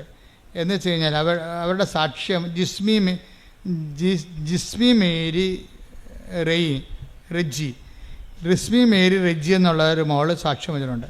അവളുടെ സാക്ഷ്യത്തിന് തോന്നിയിരിക്കുന്നത് അവൾക്ക് അവൾ പഠിച്ചത് സൈക്കോളജിയാണ്. പക്ഷെ ഒരു നിമിഷം ഉടമ്പടി എടുത്ത് കഴിഞ്ഞപ്പോൾ അവളുടെ അമ്മ ഉടമ്പടിയിലാണ്. പക്ഷേ സൈക്കോളജിയുടെ ഉപരിപഠനം എടുത്ത് ഡോക്ടറേറ്റ് എടുത്തിട്ട് കോളേജൊക്കെ പഠിപ്പിക്കുക, അല്ലെങ്കിൽ ആ മേഖലയിൽ കൗൺസിലിംഗ് ഒക്കെ എടുത്ത് പോവുക എന്നുള്ള ഉദ്ദേശമാണ് ഇവിടെ പണ്ട് മുതലെയുള്ള ഇവളുടെ ഒരു ആഗ്രഹമാണ്. പക്ഷേ കുറച്ച് കഴിഞ്ഞപ്പോൾ ഇവൾക്ക് ഒരു പെർപ്ലക്ഷൻ ഉണ്ടായി. എന്ന് വെച്ച് കഴിഞ്ഞാൽ ഞാനിത് കൊണ്ട് ഗതി പിടിക്കുമോ, എൻ്റെ കുടുംബത്തിലെ കടങ്ങൾ പരിഹരിക്കാൻ പറ്റുമോ എന്നൊക്കെ പറഞ്ഞ് അവൾക്ക് ഡൗട്ടായി കഴിഞ്ഞപ്പോൾ അവൾക്ക് പെട്ടെന്ന് ഇവൾ തീരുമാനം എടുത്ത് പറഞ്ഞ് നേഴ്സിംഗ് പറ്റിയ പഠിക്കാമെന്ന് പറഞ്ഞു. അപ്പോൾ അമ്മയെ വിളിച്ചപ്പോൾ അമ്മയ്ക്ക് ഭയങ്കര സന്തോഷം. കാര്യം ഇവൾ സൈക്കോളജി എന്ന് പറഞ്ഞ് കെട്ടിച്ചാടിയ കാരണം അമ്മ പിന്നെ ഭയങ്കര സങ്കടപ്പെട്ട് ജീവിക്കുകയാണ്. അവൾ ഇസ്രയേലിലാണെങ്കിലും ഈ മകളുടെ പഠനത്തിൽ അവൾക്ക് അത്രയ്ക്ക് അവളുടെ ഒരു കപ്പാസിറ്റി, സൈക്കോളജിക്ക് എടുക്കുന്നവർക്ക് വേറെ ഒരു കലിബറല്ലേ, വേറെ കപ്പാസിറ്റിയാണ്. ആ ഒരു കപ്പാസിറ്റി ഇവർക്ക് ഇല്ലല്ലോ എന്ന് എന്തോ അവർക്കൊരു അസ്വസ്ഥത. പക്ഷേ ഇവിടെ നേഴ്സിംഗ് എന്ന് പറഞ്ഞപ്പോൾ അമ്മയ്ക്ക് ഇഷ്ടം. അപ്പോൾ അമ്മ പറഞ്ഞു അങ്ങനെയാണെങ്കിൽ ആസ്ട്രേലിയയിൽ പോയി മകളെ എന്ന് പറഞ്ഞു. ആസ്ട്രേലിയയിൽ പോകാൻ പറഞ്ഞു. അപ്പോൾ ആസ്ട്രേലിയയിൽ പോകാൻ നേരത്തെ ഇവളുടെ CV മാർക്ക് ലിസ്റ്റ് അയച്ചു കൊടുത്തു. പക്ഷേ ആദ്യമൊക്കെ ഇവൾ വിചാരിച്ച കോളേജിൽ കിട്ടാൻ വേണ്ടി ഇവൾ ഉടമ്പടി എടുത്തിട്ടുണ്ട്. പക്ഷേ ആ കോളേജിൽ കിട്ടണില്ല. പക്ഷെ പെട്ടെന്ന് ഈ ഉടമ്പടി എടുത്ത് പ്രെയർ തുടങ്ങിയപ്പോൾ തന്നെ ആസ്ട്രേലിയയിൽ നിന്ന് ഇവൾ പറഞ്ഞ കോളേജിൽ നിന്ന് ഇവർക്ക് ഒരു ഓഫർ ലെറ്റർ വന്ന് അത് ഓക്കെ ആയി. പിന്നെ ബാങ്ക് ലോണും ഒക്കെ ഓക്കെ ആയി. പെട്ടെന്ന് ഓക്കെ ആയി കഴിഞ്ഞപ്പോൾ ഇവൾക്ക് പറയണ അത് എൻ്റെ നല്ല മാർക്കാണ്. അപ്പോൾ എനിക്കെൻ്റെ നല്ല മാർക്കുള്ളത് കൊണ്ടാണ് എനിക്ക് ആദ്യം യേശുവേ സ്തോത്രം എന്നൊക്കെ പറഞ്ഞെങ്കിലും പിന്നീട് ഇവിടെ കളം മാറി. അങ്ങനെയാണല്ലോ ഈ പല ആൾക്കാർക്കും സംഭവിക്കുന്നത്. എന്ന് വെച്ച് കഴിഞ്ഞാൽ ഇവരിങ്ങനെ യേശുവേ സ്തോത്രം സൂത്രം എന്നൊക്കെ പറയുന്നുണ്ടെങ്കിലും ഇവരുടെ അടിമനസ്സിൽ ഇവർ പറയും ഇത് എൻ്റെ കഴിവ് കൊണ്ടാണെന്ന് പറയും. ഇവർക്ക് അങ്ങനെ സംഭവിച്ചിരുന്നില്ല. ആരാണത്? അവളുടെ അതായത് ജുസ്മേരിക്ക് എന്താ പറയണത്? ഇത് എൻ്റെ മാർക്ക് ഹൈ മാർക്കല്ലേ, എബവ് 90 മാർക്കുണ്ട്, എബവ് 90% മാർക്കുണ്ട്. അപ്പോൾ എൻ്റെ മാർക്ക് കണ്ടിട്ട് അവർ മലന്ന് പോയി കാണും, അതുകൊണ്ടാണ് എനിക്ക് അഡ്മിഷൻ കിട്ടിയെന്ന് പറയുമ്പോൾ എന്ത് പറ്റി? ദൈവം ചെയ്ത് ദൈവം ഞൊട്ടി. കണ്ട സംഭവം കണ്ട. അപ്പോൾ ഇങ്ങനെ ഉള്ളിലിരിപ്പ് ചില ആൾക്കാർക്കുണ്ട്. ഉള്ളിലിരിപ്പ് നിങ്ങൾ പുറത്ത് ഇങ്ങനെ പ്രാർത്ഥിക്കുമെങ്കിലും നിങ്ങളുടെ ഉള്ളിലിരിപ്പ് നിങ്ങളുടെ കേമത്വം കൊണ്ടാണ് എന്ന് നിങ്ങൾക്ക് തോന്നിയാൽ, അപ്പം നിങ്ങൾക്ക് ചെറുക്കനെ കിട്ടിയ ഒരു കല്യാണം പെണ്ണിനെ കിട്ടിയ അതൊക്കെ എൻ്റെ കഴിവും എൻ്റെ സർവീസും എൻ്റെ ശമ്പളവും എൻ്റെ സൗന്ദര്യം കൊണ്ടാണെന്നൊക്കെ പറഞ്ഞ് കുറച്ച് ഉള്ളിൽ നിങ്ങൾ അങ്ങനെ ധരിക്കും. അതോടുകൂടി ഒരു തീരുമാനം ഉണ്ടാകും. എന്താ കാര്യം? പിന്നെ ഈ പേപ്പർ ഡീഡിക്ക് ദൈവം വഴി മഷിയിട്ടൊക്കെ കാണത്തില്ല. എന്താ കാര്യം? ദൈവത്തിനറിയാം നീ എന്ത് അഭ്യാസം ദൈവത്തെ വെച്ച് നേടിയാലും കുറച്ച് കഴിയുമ്പോൾ അതെല്ലാം നിൻ്റെ ക്രെഡിറ്റിലേക്ക് നീ കൊണ്ടുവരുമെന്ന്. മനസ്സിലായി? ഇത് ഈ ഉടമ്പടിയിൽ ഏറ്റവും വരാൻ പോകുന്നൊരു അപകടമാണത്. നിങ്ങളെ ഒരു വിശ്വാസം നിന്ന് കഴിഞ്ഞാൽ എല്ലാ കാലത്തും ആ വിശ്വാസം കീപ്പ് ചെയ്യണം. അല്ലെങ്കിൽ 6 മാസം കഴിയുമ്പോൾ പണ്ട് കുറുക്കൻ നീലച്ചായത്ത് വീണ പോലെ മഴ പെയ്ത് കഴിയുമ്പോൾ ഭഗവാൻ ലക്ഷണം മാറി പഴയ കുറുക്കനായി വരും. ആദ്യം കൃഷ്ണനാണെന്നൊക്കെ പറഞ്ഞിരിക്കുകയായിരുന്നു, നീലച്ചായത്ത് വീണാണേ. പക്ഷെ പെട്ടെന്ന് മഴ പെയ്യുമെന്ന് ഓർത്തില്ല. അതുപോലെ എന്തെങ്കിലും പ്രയാസം കുറച്ച് കഴിയുമ്പോൾ നിങ്ങൾ മാറി ചിന്തിക്കും, കളം മാറ്റി പിടിക്കും. എന്താണ്? അതെൻ്റെ മാർക്ക് കൊണ്ട് ആണ് ജയിച്ചതെന്ന് പറയും. അതോടുകൂടി പ്രശ്നമായി. എന്താ? അതിനാണ് ഈ അല്പവിശ്വാസം എന്ന് പറയണത്. എന്താ കാര്യം? വിശ്വാസം ഉണ്ട്, പക്ഷേ ഉള്ളിൽ അടിമനസ്സിൽ ഈ ഡീപ്പ് സ്റ്റേറ്റ് എന്ന് പറഞ്ഞ പോലെ ഒരു ഡീപ്പ് പേഴ്സണുണ്ട്. നീ പുറമേ ഇങ്ങനെ ദൈവമാണ് പ്രാർത്ഥനയെന്നൊക്കെ പറയുമെങ്കിലും നിൻ്റെ ഉള്ളിൽ നീ ചിന്തിക്കും. എന്താ ചിന്തിക്കണത്? എൻ്റെ മാർക്കും സൂപ്പറായിരുന്നല്ല. അങ്ങനെയുണ്ട് പരിപാടി. എൻ്റെ മാർക്കും സൂപ്പറായിരുന്നല്ല. ഇങ്ങനെ ഒരു സമയത്ത് ചിന്തിച്ചാൽ പിന്നെ ഒരിക്കലും നിനക്ക് അനുദപിക്കാതെ ഇനി ദൈവത്തിലേക്ക് വരാൻ പറ്റത്തില്ല. കാര്യം എന്താണ്? നീ ദൈവത്തിന് പിടികൊടുത്തു. ഒന്നാമത്തെ ലോക ഇഡിയറ്റാണ് നീ. ബസ്റ്റാടെന്ന് വിളിക്കാത്തത് ബലിപീഠമായതുകൊണ്ടാണ് വിളിക്കാത്തത്. എന്നുവെച്ചാൽ പ്രശ്നം വെച്ച് കഴിഞ്ഞാൽ ലോക ഇഡിയറ്റാണ്. എന്താ കാര്യം വെച്ച് കഴിഞ്ഞാൽ നിനക്ക് കിട്ടിയ അനുഗ്രഹങ്ങൾ ഏതെങ്കിലും ഒരു സാഹചര്യത്തിൽ കൂട്ടുകാരാ വല്ലതൊക്കെ അത് വായി നോക്കിക്കളാ പറഞ്ഞു കഴിഞ്ഞാൽ ഉടനെ നീ കളം മാറി ചവിട്ടും. അതെൻ്റെ കഴിവ് കൊണ്ടാണ്. പിന്നെ പ്രാർത്ഥന, നിൻ്റെ കഴിവില്ലേ, നിനക്ക് ഇത്രയും മാർക്ക് ആർക്കുണ്ട് എന്നൊക്കെ ചോദിച്ചു കഴിയുമ്പോൾ നീ ഫ്ലാറ്റാവും അതോടുകൂടി. പക്ഷേ ഇവള് ഇങ്ങനെ പറഞ്ഞ് വിശ്വാസത്തിൽ അപ്പം ഡൗണായി കഴിഞ്ഞപ്പോൾ വേറൊരു കൂട്ടുകാരത്തെ കണ്ട്. അപ്പോൾ പറഞ്ഞു, എടി നീ നിൻ്റെ കാര്യം എന്തായി? എനിക്ക് ആസ്ട്രേലിയ ഇന്ന കോളേജിൽ കിട്ടി. അയ്യോ കിട്ടിയാ? എങ്ങനെ കിട്ടി? എപ്പോൾ കിട്ടി? ഇന്നലെ കിട്ടി. ഇന്നലെ കിട്ടിയാ? ഇന്നലെ കിട്ടി? എന്താണ്? ഇല്ല കിട്ടിയില്ല എനിക്ക് കിട്ടിയല്ല. അത് പേപ്പർ കാണിച്ച്. അപ്പോൾ ഇവർ തലയൊക്കെ വെക്കണം. എന്താ പ്രശ്നം വെച്ചാൽ കഴിഞ്ഞ ആഴ്ചയിൽ അഡ്മിഷൻ ക്ലോസ് ചെയ്തായിരുന്നു ആ കോളേജിൽ. ഇവർക്ക് പണി കിട്ടണ വരെ കണ്ടില്ലേ? ദൈവം വിടത്തില്ല, നിന്നെ പുറകെ നടക്കുകയാണ് ഈ പിശാചിൻ്റെ പുറകെ. എന്താ കാര്യം? നീ നിൻ്റെ കഴിവ് കൊണ്ടാണ്, മാർക്ക് കിട്ടിയത് കൊണ്ടാണ് അവിടെ ജയിച്ചതെന്ന് പറഞ്ഞു പോയില്ലേ? അപ്പോൾ ഇനി നിന്നെ കറക്റ്റ് കാര്യം പറഞ്ഞു തരേണ്ട ദൈവത്തിൻ്റെ ചുമതലയല്ലേ? അപ്പോൾ ഒരു കൂട്ടുകാരത്തെ വിട്ടിരിക്കുകയാണ്. കൂട്ടുകാരത്തെ വിട്ടിയപ്പോൾ അപ്പോൾ കഴിഞ്ഞ ആഴ്ചയിൽ അത് പൂർത്തിയതാണ്, അവിടുത്തെ അഡ്മിഷൻ ക്ലോസ് ചെയ്തതാണ്. പിന്നെ എനിക്ക് ഇന്നലെ കിട്ടി. അപ്പോഴാണ് ഇവർക്ക് വിഷമമായി, അനുതാപമായത്. ആ അനുതാപം എന്നെ വഴി കണ്ടില്ലേ? അനുതാപം അനുഭവത്തിൻ്റെ വരത്തുള്ളൂ. അപ്പോൾ അനുതാപം വന്നു. അപ്പോൾ അവൾ സോറി പറഞ്ഞു. അവൻ സാക്ഷ്യം ഉടനെ പറഞ്ഞു. സാക്ഷ്യം പറയരുതെന്നും പറഞ്ഞാൽ ഉടമ്പടി എടുത്തത്. പക്ഷേ ഇപ്പോൾ അവൾ സാക്ഷ്യം പറഞ്ഞു. എന്താ കാര്യം? അനുഭവം അത്തരമാണ്. കാര്യം എന്താണ്? ക്ലോസായി പോയ അഡ്മിഷന് ഇവക്ക് വേണ്ടി മാത്രം മാതാവ് പുതിയ അഡ്മിഷൻ ചെയ്ത് കൊടുത്തിരിക്കുകയാണ് ആസ്ട്രേലിയയിൽ. കൈയടിച്ച് ശ്രദ്ധിക്കട്ടെ. ഹല്ലേലൂയ, ഹല്ലേലൂയ, ഹല്ലേലൂയ, ഹല്ലേലൂയ. ഞങ്ങളുടെ യോഗ്യത നോക്കാതെ, കുറവുകൾ നോക്കാതെ ഉടമ്പടി വഴി ഞങ്ങളെ അനുഗ്രഹിക്കുന്ന അവിടുത്തെ കാരുണ്യത്തിന് നന്ദി പറയുന്നു. ഹല്ലേലൂയ, ഹല്ലേലൂയ.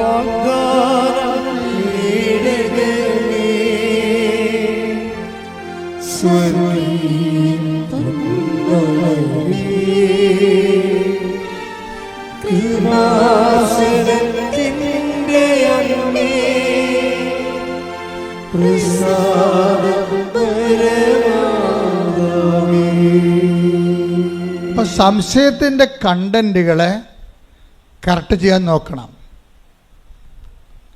എപ്പോഴും സംശയം, അതായത് നമ്മളുടെ സംശയം വരുന്നത് കൊണ്ടാണ് ഇത് കുറച്ച് കഴിയുമ്പോൾ കളം മാറ്റി ചിന്തിക്കുകയും നിങ്ങളുടെ ക്രെഡിറ്റിലേക്ക് ഈ സംഭവം കൊണ്ടുവരികയും ചെയ്യണത്. ദൈവം ഒരിക്കലും നിങ്ങൾക്ക് നൽകിയ അനുഗ്രഹം എപ്പോഴും നോട്ട് ബൈ മെറിറ്റിലേക്ക് നൽകണത്. അതാണ് പ്രശ്നം. ഈ സംശയം വരുമ്പോൾ ഉണ്ടാകുന്ന പ്രശ്നം, ദൈവം നിങ്ങൾക്ക് എന്തെങ്കിലും തരണമെങ്കിൽ സ്വാഭാവികമായിട്ട് കിട്ടാത്ത കാര്യങ്ങളാണ് ദൈവം തരണത്. ദൈവം അല്ല, ദൈവത്തിൻ്റെ കൃപ കൊണ്ടായിട്ട് അവർക്ക് തരണത്. പക്ഷെ അത് കുറച്ച് കഴിയുമ്പോൾ നിങ്ങളുടെ കഴിവ് കൊണ്ടാണ് നിങ്ങൾ പറഞ്ഞു കഴിഞ്ഞാൽ ഉടമ്പടിക്കെതിരായ പാപമായിട്ട് മാറും. അത് പരിശുദ്ധാത്മാവിനെതിരായ പാപം പോലെ പറഞ്ഞ പോലെ ഉടമ്പടിക്കെതിരായ, ചില അച്ഛന്മാർ ചോദിക്കും, ഉടമ്പടിക്കെതിരായ പാപങ്ങളോ? എന്നാ ഉടമ്പടി? ആരുടമ്പടി എടുത്തു? എന്ത് പാപം എന്നൊക്കെ ചോദിക്കും. അതുമായി ഇവരൊക്കെ അറിയാൻ പറ്റാതെ പറയണതാണ്. ഉടമ്പടി എടുത്ത് ദൈവത്തോട് നമ്മൾ ഉടമ്പടി ചെയ്ത് കഴിഞ്ഞാൽ ഇതുപോലെ സംശയങ്ങൾ വരികയും ദൈവത്തിൽ നിന്ന് അനുഗ്രഹം കൈപ്പറ്റുകയും അതേസമയം തന്നെ നിനക്ക് നോട്ട് ബൈ മെറിറ്റ്, നിൻ്റെ കഴിവല്ലാതെ ദൈവത്തിൻ്റെ കൃപ കൊണ്ട് നിനക്കൊരു ആനുകൂല്യം കിട്ടിയിട്ട് പിന്നീട് കളം മാറ്റി ചവിട്ടി അത് നിൻ്റെ കഴിവ് കൊണ്ടാണെന്ന് പറഞ്ഞാൽ അത് ഉടമ്പടിക്കെതിരായ പാപമായി മാറും. അങ്ങനെ ഉടമ്പടിക്കെതിരായ പാപങ്ങൾ ശരിക്കും പറഞ്ഞാൽ ഏറ്റുപറഞ്ഞ് കുമ്പസാരിക്കേണ്ടതാണ്. കാര്യം നിങ്ങൾ ചെയ്തിരിക്കുന്നത് ജോസഫച്ചനോടല്ല ഉടമ്പടി ചെയ്തിരിക്കുന്നത്. ആരുമായിട്ടാണ്? പരിശുദ്ധ അമ്മ വഴി ഈശോയോട് ചെയ്ത ഉടമ്പടിയാണ്. അതുകൊണ്ട് തന്നെ ആ വിഷയത്തിൻ്റെ മേലെ തുടർ നടപടികൾ ഉണ്ടാകണം. നിങ്ങൾ വിശുദ്ധി ജീവിക്കണം, അനുതാപത്തോടെ ജീവിക്കണം, ദൈവത്തിൻ്റെ സ്നേഹത്തിൻ്റെ മേഖലയിലായിരിക്കണം. ശ്രുതികട ഹല്ലേലൂയ.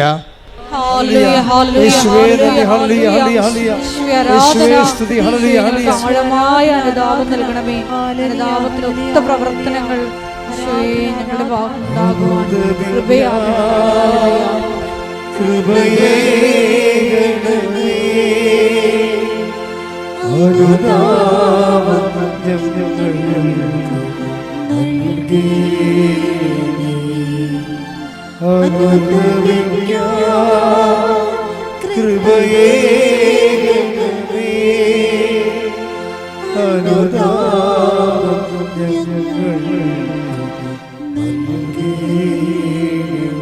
എല്ലാവരും എഴുന്നേൽക്കുക. രോഗസൗഖ്യ പ്രാർത്ഥനയിലേക്ക്.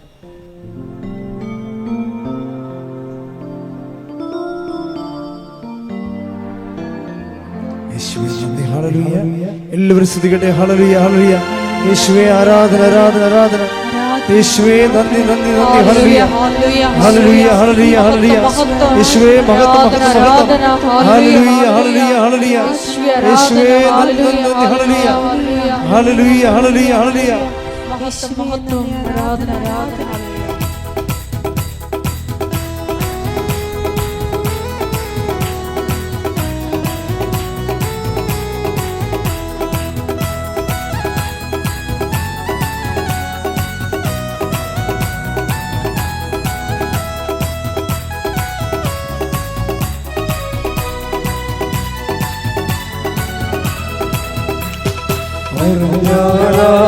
വിശ്വസിക്കാത്ത പ്രവൃത്തിയൊന്നും ദൈവം ചെയ്യാൻ പോകുന്നു. കേട്ടാൽ സമ്മതിക്കാത്ത പ്രവൃത്തിയൊന്നും നാദം ചെയ്യാൻ പോകുന്നു. പറഞ്ഞാൽ വിശ്വസിക്കാത്ത പ്രവൃത്തിയൊന്നും ദൈവം ചെയ്യാൻ പോകുന്നു. കേട്ടാൽ സമ്മതിക്കാത്ത പ്രവൃത്തിയൊന്നും നാദം ചെയ്യാൻ പോകുന്നു. അതിശയമെന്ന് ജനം പറയും വിധത്തിൽ യേശു പ്രവൃത്തി ചെയ്യും. അതിശയമെന്ന് ജനം പറയും വിധത്തിൽ യേശു പ്രവൃത്തി ചെയ്യും. ദൈവത്തിന്റെ മഹത്വം നിഴലിരിക്കും. ദൈവത്തിന്റെ കരത്തിൽ നീ വസിക്കും. ദൈവത്തിന്റെ മഹത്വം നിഴലിരിക്കും. ദൈവത്തിന്റെ കരത്തിൽ നീ വിശ്വസിക്കാത്ത പ്രവൃത്തിയൊന്നും ദൈവം ചെയ്യാൻ പോകുന്നു.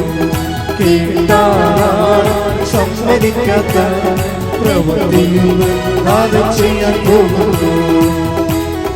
സ്തുതിച്ച് പ്രാർത്ഥിക്കാം. ഹല്ലേലൂയ ഹല്ലേലൂയ. മഹത്വം മഹത്വം. ആരാധന ആരാധന. ഹല്ലേലൂയ ഹല്ലേലൂയ. യേശുവേ ഞങ്ങൾക്ക് ആഴമായ അനുതാപം നൽകണമേ. ഹല്ലേലൂയ ഹല്ലേലൂയ. യേശുവേ നന്ദി. യേശുവേ ആരാധന. മഹത്വം മഹത്വം. ആരാധന ആരാധന. ഹല്ലേലൂയ ഹല്ലേലൂയ ഹല്ലേലൂയ. മാറിപ്പോകാത്ത ഒരു വലിയ കല്ല് നിന്റെ മാറിയിരിപ്പുണ്ട് ദൈവകൈതലേ. മാറിപ്പോകാത്ത ഒരു വലിയ കല്ല് നിന്റെ മാറിയിരിപ്പുണ്ട് ദൈവകൈതലേ. ദൈവത്തിന്റെ വചനം വന്നു ചേരുമ്പോൾ കല്ലുമാറിക്കരളിൽ കൃപ നിറയും. ദൈവത്തിന്റെ വചനം വന്നു ചേരുമ്പോൾ കല്ലുമാറിക്കരളിൽ കൃപ നിറയും. വിശ്വസിക്കാത്ത പ്രവൃത്തിയൊന്നും ദൈവം ചെയ്യാൻ പോകുന്നു. കേട്ടാൽ സമ്മതിക്കാത്ത പ്രവൃത്തിയൊന്നും നാദം ചെയ്യാൻ പോകുന്നു. ഹല്ലേലൂയ ഹല്ലേലൂയ ഹല്ലേലൂയ. യേശുവേ എല്ലായ്പ്പോഴും ഉടമ്പടിയിലായിരിക്കുന്ന ഞങ്ങൾ എല്ലാവരും നിന്റെ മുമ്പിൽ തന്നെ വ്യാപരിക്കുവാൻ, കുറ്റമറ്റവരായി വിശുദ്ധിയോടുകൂടി വ്യാപരിക്കുവാൻ ഈ ആരാധനയോടെ ഞങ്ങളെ അഭിഷേകം ചെയ്യണമേ. മനുഷ്യരിൽ ആശ്രയിക്കുന്നതിനേക്കാൾ കർത്താവിൽ ആശ്രയിക്കുന്നത് നല്ലതെന്ന തിരുവചന വെളിപാടിലൂടെ ഈശോയെ നിന്നിൽ മാത്രം ആശ്രയം വെച്ച് ജീവിതത്തെ പുനഃക്രമീകരിക്കുവാൻ ഈ ആരാധനയിലൂടെ ഞങ്ങൾ അഭിഷേകം ചെയ്യണമേ. വിധത്തിൽ ദൈവം ഒരു പ്രവൃത്തി ചെയ്യും. കേട്ടു മാത്രമെന്ന് ജനം പറയും. തക്ക വിധത്തിൽ ദൈവം ഒരു പ്രവൃത്തി ചെയ്യും. തലവൻ പൊട്ടിക്കാൻ ദൈവം നിന്നയച്ചിടും. ഇടവും ബലവും ദൂതന്മാരാ നിന്നെ നയിച്ചിടും. തടവൻ പൊട്ടിക്കാൻ ദൈവം നിന്നയച്ചിടും. ഇടവും ബലവും ദൂതന്മാരാ നിന്നെ നയിച്ചിടും. വിശ്വസിക്കാത്ത പ്രവൃത്തിയൊന്നും ദൈവം ചെയ്യാൻ പോകുന്നു. കേട്ടാൽ സമ്മതിക്കാത്ത പ്രവൃത്തിയൊന്നും നാദം ചെയ്യാൻ പോകുന്നു. പറഞ്ഞാൽ വിശ്വസിക്കാത്ത പ്രവൃത്തിയൊന്നും ദൈവം ചെയ്യാൻ പോകുന്നു.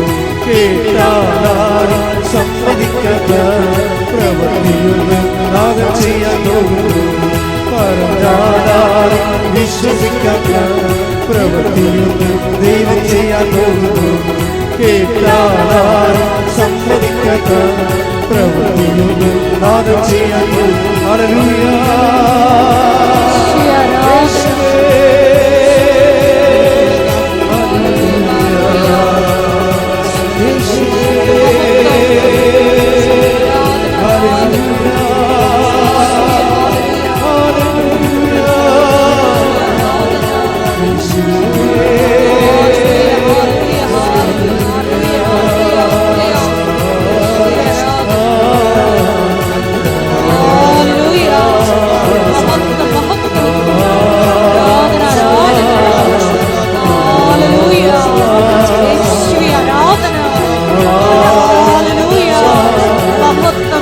Hallelujah.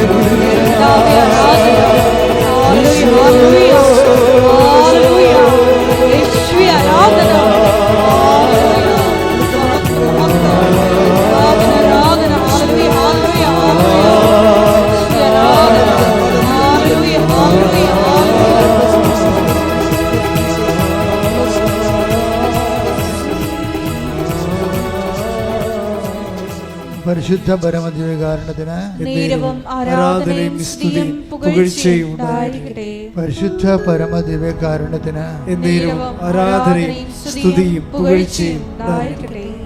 എൻ്റെ പ്രിയപ്പെട്ടവരെ, രോഗസൗഖ്യ പ്രാർത്ഥനയിലേക്കും ജീവിത ദുരിത തടസ്സ നിവാരണ പ്രാർത്ഥനയിലേക്ക് പ്രവേശിക്കുന്ന സമയമാണ്. ആദ്യമായി തന്നെ അഭിഷേകത്തോടെ അച്ഛൻ പറയുന്നത് ഏറ്റുചൊല്ലി പ്രാർത്ഥിക്കാം. കർത്താവായ ദൈവമേ, കർത്താവായ ദൈവമേ, അന്ധന് കാഴ്ച നൽകിയവനെ, ചെകിടന് കേട് നൽകിയവനെ, ഊമന് സംഭാഷണം നൽകിയവനെ, മഹോരോഗ്യ സുഖപ്പെടുത്തിയവനെ, തളർവാരോഗ്യ സുഖപ്പെടുത്തിയവനെ, മരിച്ചവനെ ഉയർപ്പിച്ചവനെ, നിന്റെ തിരുനാമത്തിന് സ്വസ്ത്രം ചെയ്യുന്ന കർത്താവേ, നിന്റെ തിരുമുറിവാർന്ന വലതുകര അങ്ങയുടെ മക്കളുടെ മേൽ വെക്കണമേ കർത്താവേ. അങ്ങയുടെ തിരുമുറിവാർന്ന വലതുകര അങ്ങയുടെ മക്കളുടെ മേൽ വെക്കണമേ. സന്ധിബന്ധങ്ങളില് കർത്താവിന്റെ രക്തം നിറയട്ടെ. മാംസപേശികളില് കർത്താവിന്റെ രക്തം നിറയട്ടെ. രക്തഞരമ്പുകളില് കർത്താവിന്റെ രക്തം നിറയട്ടെ. എല്ലാ കോശങ്ങളും യേശുവിന്റെ നാമത്തില് തുള്ളിച്ചാരട്ടെ. എല്ലാ കോശങ്ങളും ഹല്ലേലൂയ പാടി യേശുവിന്റെ നാമത്തിൽ കുതിച്ചു ചാരട്ടെ. യേശുവിന്റെ നാമത്തില് മാരക രോഗങ്ങള്, യേശുവിന്റെ നാമത്തില് തീരാവേദികള്, യേശുവിന്റെ നാമത്തിൽ മഹാരോഗങ്ങള്, യേശുവിന്റെ നാമത്തില് മാറിപ്പോകട്ടെ.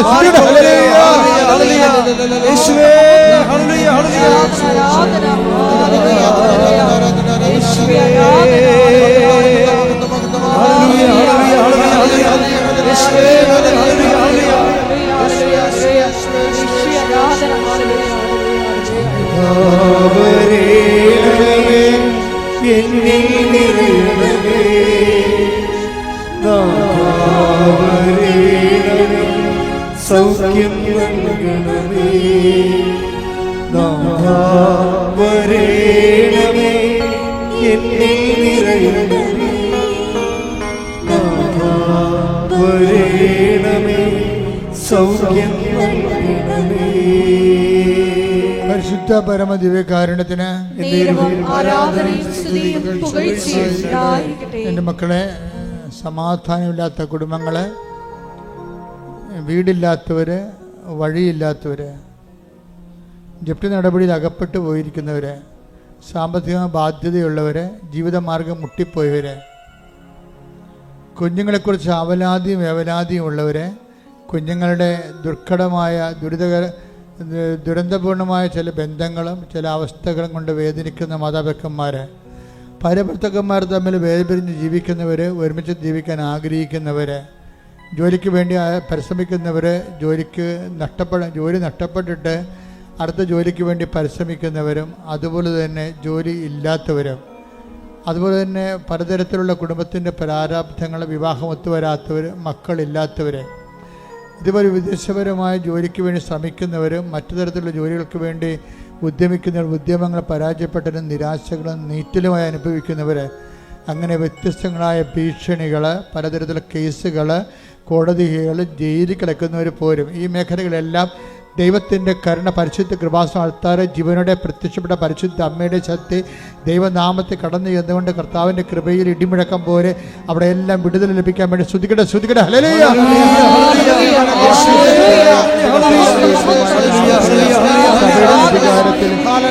അടയാളത്തിൽ ദൈവത്തിൻ്റെ ശക്തിയാൽ, ദൈവത്തിൻ്റെ ശക്തി ജീവിത ദുരിതങ്ങൾ, ജീവിത തടസ്സങ്ങൾ, മാർഗ തടസ്സങ്ങൾ യേശുവിന്റെ നാമത്തിൽ, യേശുവിന്റെ നാമത്തിൽ മാറിപ്പോകട്ടെ, മാറിപ്പോകട്ടെ. ശ്രുതിക്കട്ടെ, ശ്രുതിക്കട്ടെ.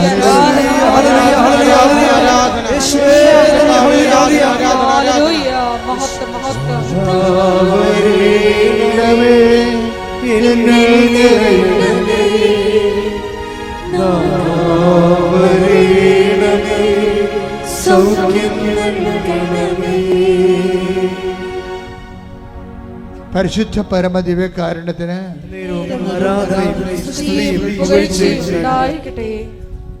എൻ്റെ പ്രിയപ്പെട്ടവരെ, വ്യക്തിപരമായ ആവശ്യങ്ങൾക്ക് വേണ്ടി പ്രാർത്ഥിക്കാനായി മുട്ടേ നിൽക്കുക. നിങ്ങൾ ഉടമ്പടി വെച്ച കാര്യങ്ങൾ, ഉടമ്പടിയിൽ വെക്കാൻ പോകുന്ന കാര്യങ്ങൾ ഇപ്പോൾ പരിശുദ്ധ അമ്മയുടെ മാധ്യസ്ഥത്തിൽ ഓൺലൈനിലുള്ളവർ സമർപ്പിക്കുക. പരിശുദ്ധ അമ്മയുടെ മാധ്യസ്ഥ ഈശോയ്ക്ക് ഏൽപ്പിക്കുക.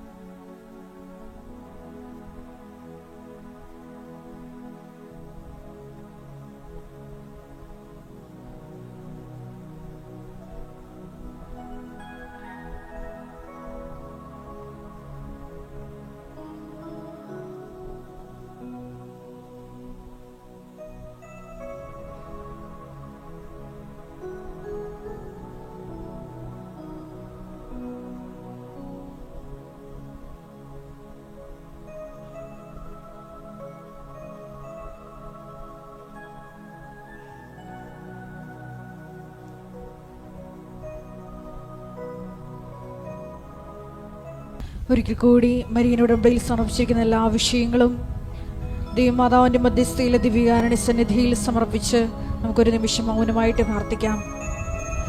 ഈശോയെ, ആദ്യ സ്നേഹത്തിലേക്ക് തിരിച്ചു പോകുവാൻ, അനുതാപം നിറയുന്ന മനസ്സുമായി നിന്നിലേക്ക് തിരിച്ചു വരുവാൻ ഈശോയെ ഞങ്ങൾക്കൊരു അവസരം നൽകണമേ എന്ന് പ്രാർത്ഥിക്കുന്നു.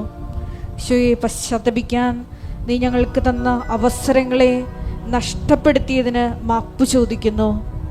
മേലിൽ ഈശോയെ പശ്ചാത്തപിക്കാനുള്ള അവസരങ്ങൾ കിട്ടുമ്പോൾ തൽക്ഷണം നിന്നെ അനുധാവനം ചെയ്യുവാൻ, ഈശോയെ നിന്നെ സ്വന്തമാക്കുവാൻ ഈ ആരാധനയിലൂടെ ഞങ്ങളെ അഭിഷേകം ചെയ്യണമേ എന്ന് പ്രാർത്ഥിച്ചുകൊണ്ട് ശിരസ്സ് നമിച്ച് നമുക്ക് വികാരണ നാഥൻ്റെ ആശീർവാദം സ്വീകരിക്കാം.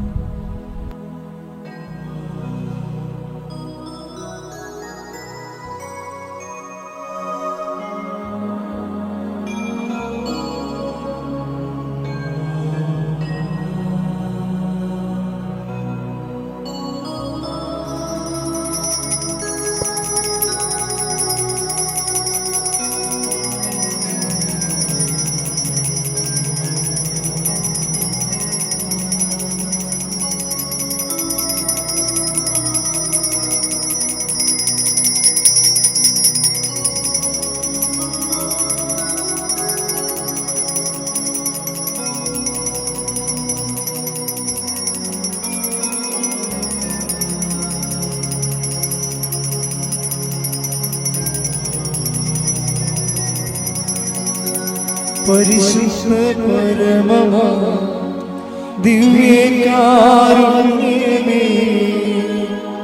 എന്നുമെന്നും അങ്ങേക്ക് ആരാധന. പരിശുദ്ധ പരമമാ ദിവ്യകാരുണ്യമേ, എന്നുമെന്നും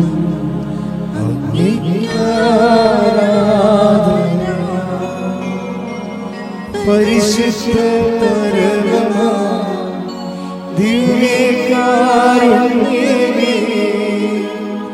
എന്നുമെന്നും അങ്ങേക്ക് ആരാധന.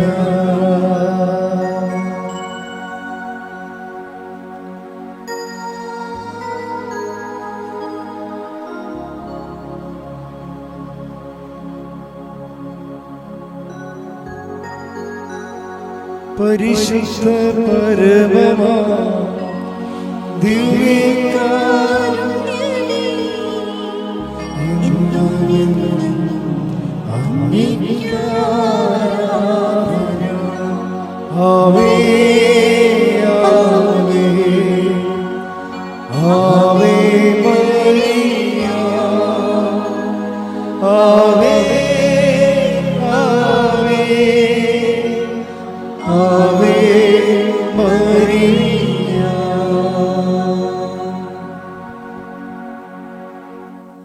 ഒരറിയിപ്പ്. എല്ലാ ദിവസവും രാവിലെ കൃത്യം 5:30 മണിക്ക് നമ്മൾ ഒരുമിച്ചാണ് പ്രത്യക്ഷീകരണ പ്രാർത്ഥന ചൊല്ലുന്നത്. ഏറ്റവും പുതിയ പ്രത്യക്ഷീകരണ പ്രാർത്ഥന 20 വർഷം മാതാവിൻ്റെ പ്രത്യക്ഷീകരണത്തിൻ്റെ 20 വർഷം തികയുമ്പോൾ ആ തികയുന്നതിൻ്റെ ഭാഗമായി വന്നിട്ടുള്ള പ്രത്യക്ഷ പ്രാർത്ഥനയാണ് പഴയ. പക്ഷേ അത് നമ്മൾ പൊതുവെ ചെല്ലണത്, അച്ഛനുമായിട്ട് ചെല്ലുന്ന പ്രാർത്ഥന ഇത്. നിങ്ങൾ ഇടയ്ക്കൊക്കെ ചെല്ലണതും കൃപാസനത്തിൽ ചെല്ലണതും പഴയ പ്രത്യക്ഷ പ്രാർത്ഥന തന്നെയാണ്. അതുപോലെ തന്നെ രാവിലെ നിങ്ങൾ എഴുന്നേറ്റ് കഴിഞ്ഞാൽ നിങ്ങളുടെ അന്നത്തെ ജീവിതം മുഴുവനും സമർപ്പിച്ചുകൊണ്ട് കർത്താവിൻ്റെ കൃപ, പരിശുദ്ധ അമ്മയുടെ കൃപാസന അൾത്താറ് ജീവനോടെ പ്രത്യക്ഷപ്പെട്ട പരിശുദ്ധ അമ്മയ്ക്ക് നിങ്ങളുടെ യാത്ര, ജീവിതം, ഇടപാടുകൾ, ചർച്ചകൾ, സമ്മേളനങ്ങൾ, അതുപോലെ തന്നെ ക്രയവിക്രയങ്ങൾ, ഇങ്ങനെയെല്ലാം സമർപ്പിച്ചുകൊണ്ട് നിങ്ങൾ എവിടെയായിരിക്കുന്നോ, ഇന്ന് ഏത് വിഷയത്തിനാണ് കൂടുതൽ കൃപ ആവശ്യമുള്ളത് ആ മേഖല സമർപ്പിച്ചുകൊണ്ട് അന്നന്ന് വേണ്ട ആഹാരം പോലെ അന്നന്ന് പ്രാർത്ഥിക്കുന്നതിനാണ് ഡെയിലി ബ്രെഡ് എന്ന് പറയുന്നത്. അന്നത്തെ മെസ്സേജുകളും കൊടുക്കും. എല്ലാം കൂടി 12 മിനിറ്റേ ഉള്ളൂ. അതിൻ്റെ പേര് അനുദിന അനുഗ്രഹ പ്രാർത്ഥന എന്നാണ്. എല്ലാ ദിവസവും നിങ്ങൾ യൂട്യൂബിൽ 5:30 അച്ഛനുമായിട്ട് ഒരുമിച്ച് പ്രാർത്ഥിക്കണം. ഇപ്പോൾ പ്രാർത്ഥിക്കുന്നവരൊന്ന് കൈപ്പൊക്കിക്കേ. നമുക്ക് കുറേയധികം ആൾക്കാർ പ്രാർത്ഥിക്കാത്തവരുണ്ട്. അവർ നാളെ മുതൽ 5:30 എഴുന്നേറ്റ് അച്ഛനുമായിട്ട് പ്രാർത്ഥിക്കുകയും അതുടനെ ഷെയർ ചെയ്യുകയും ചെയ്യണം.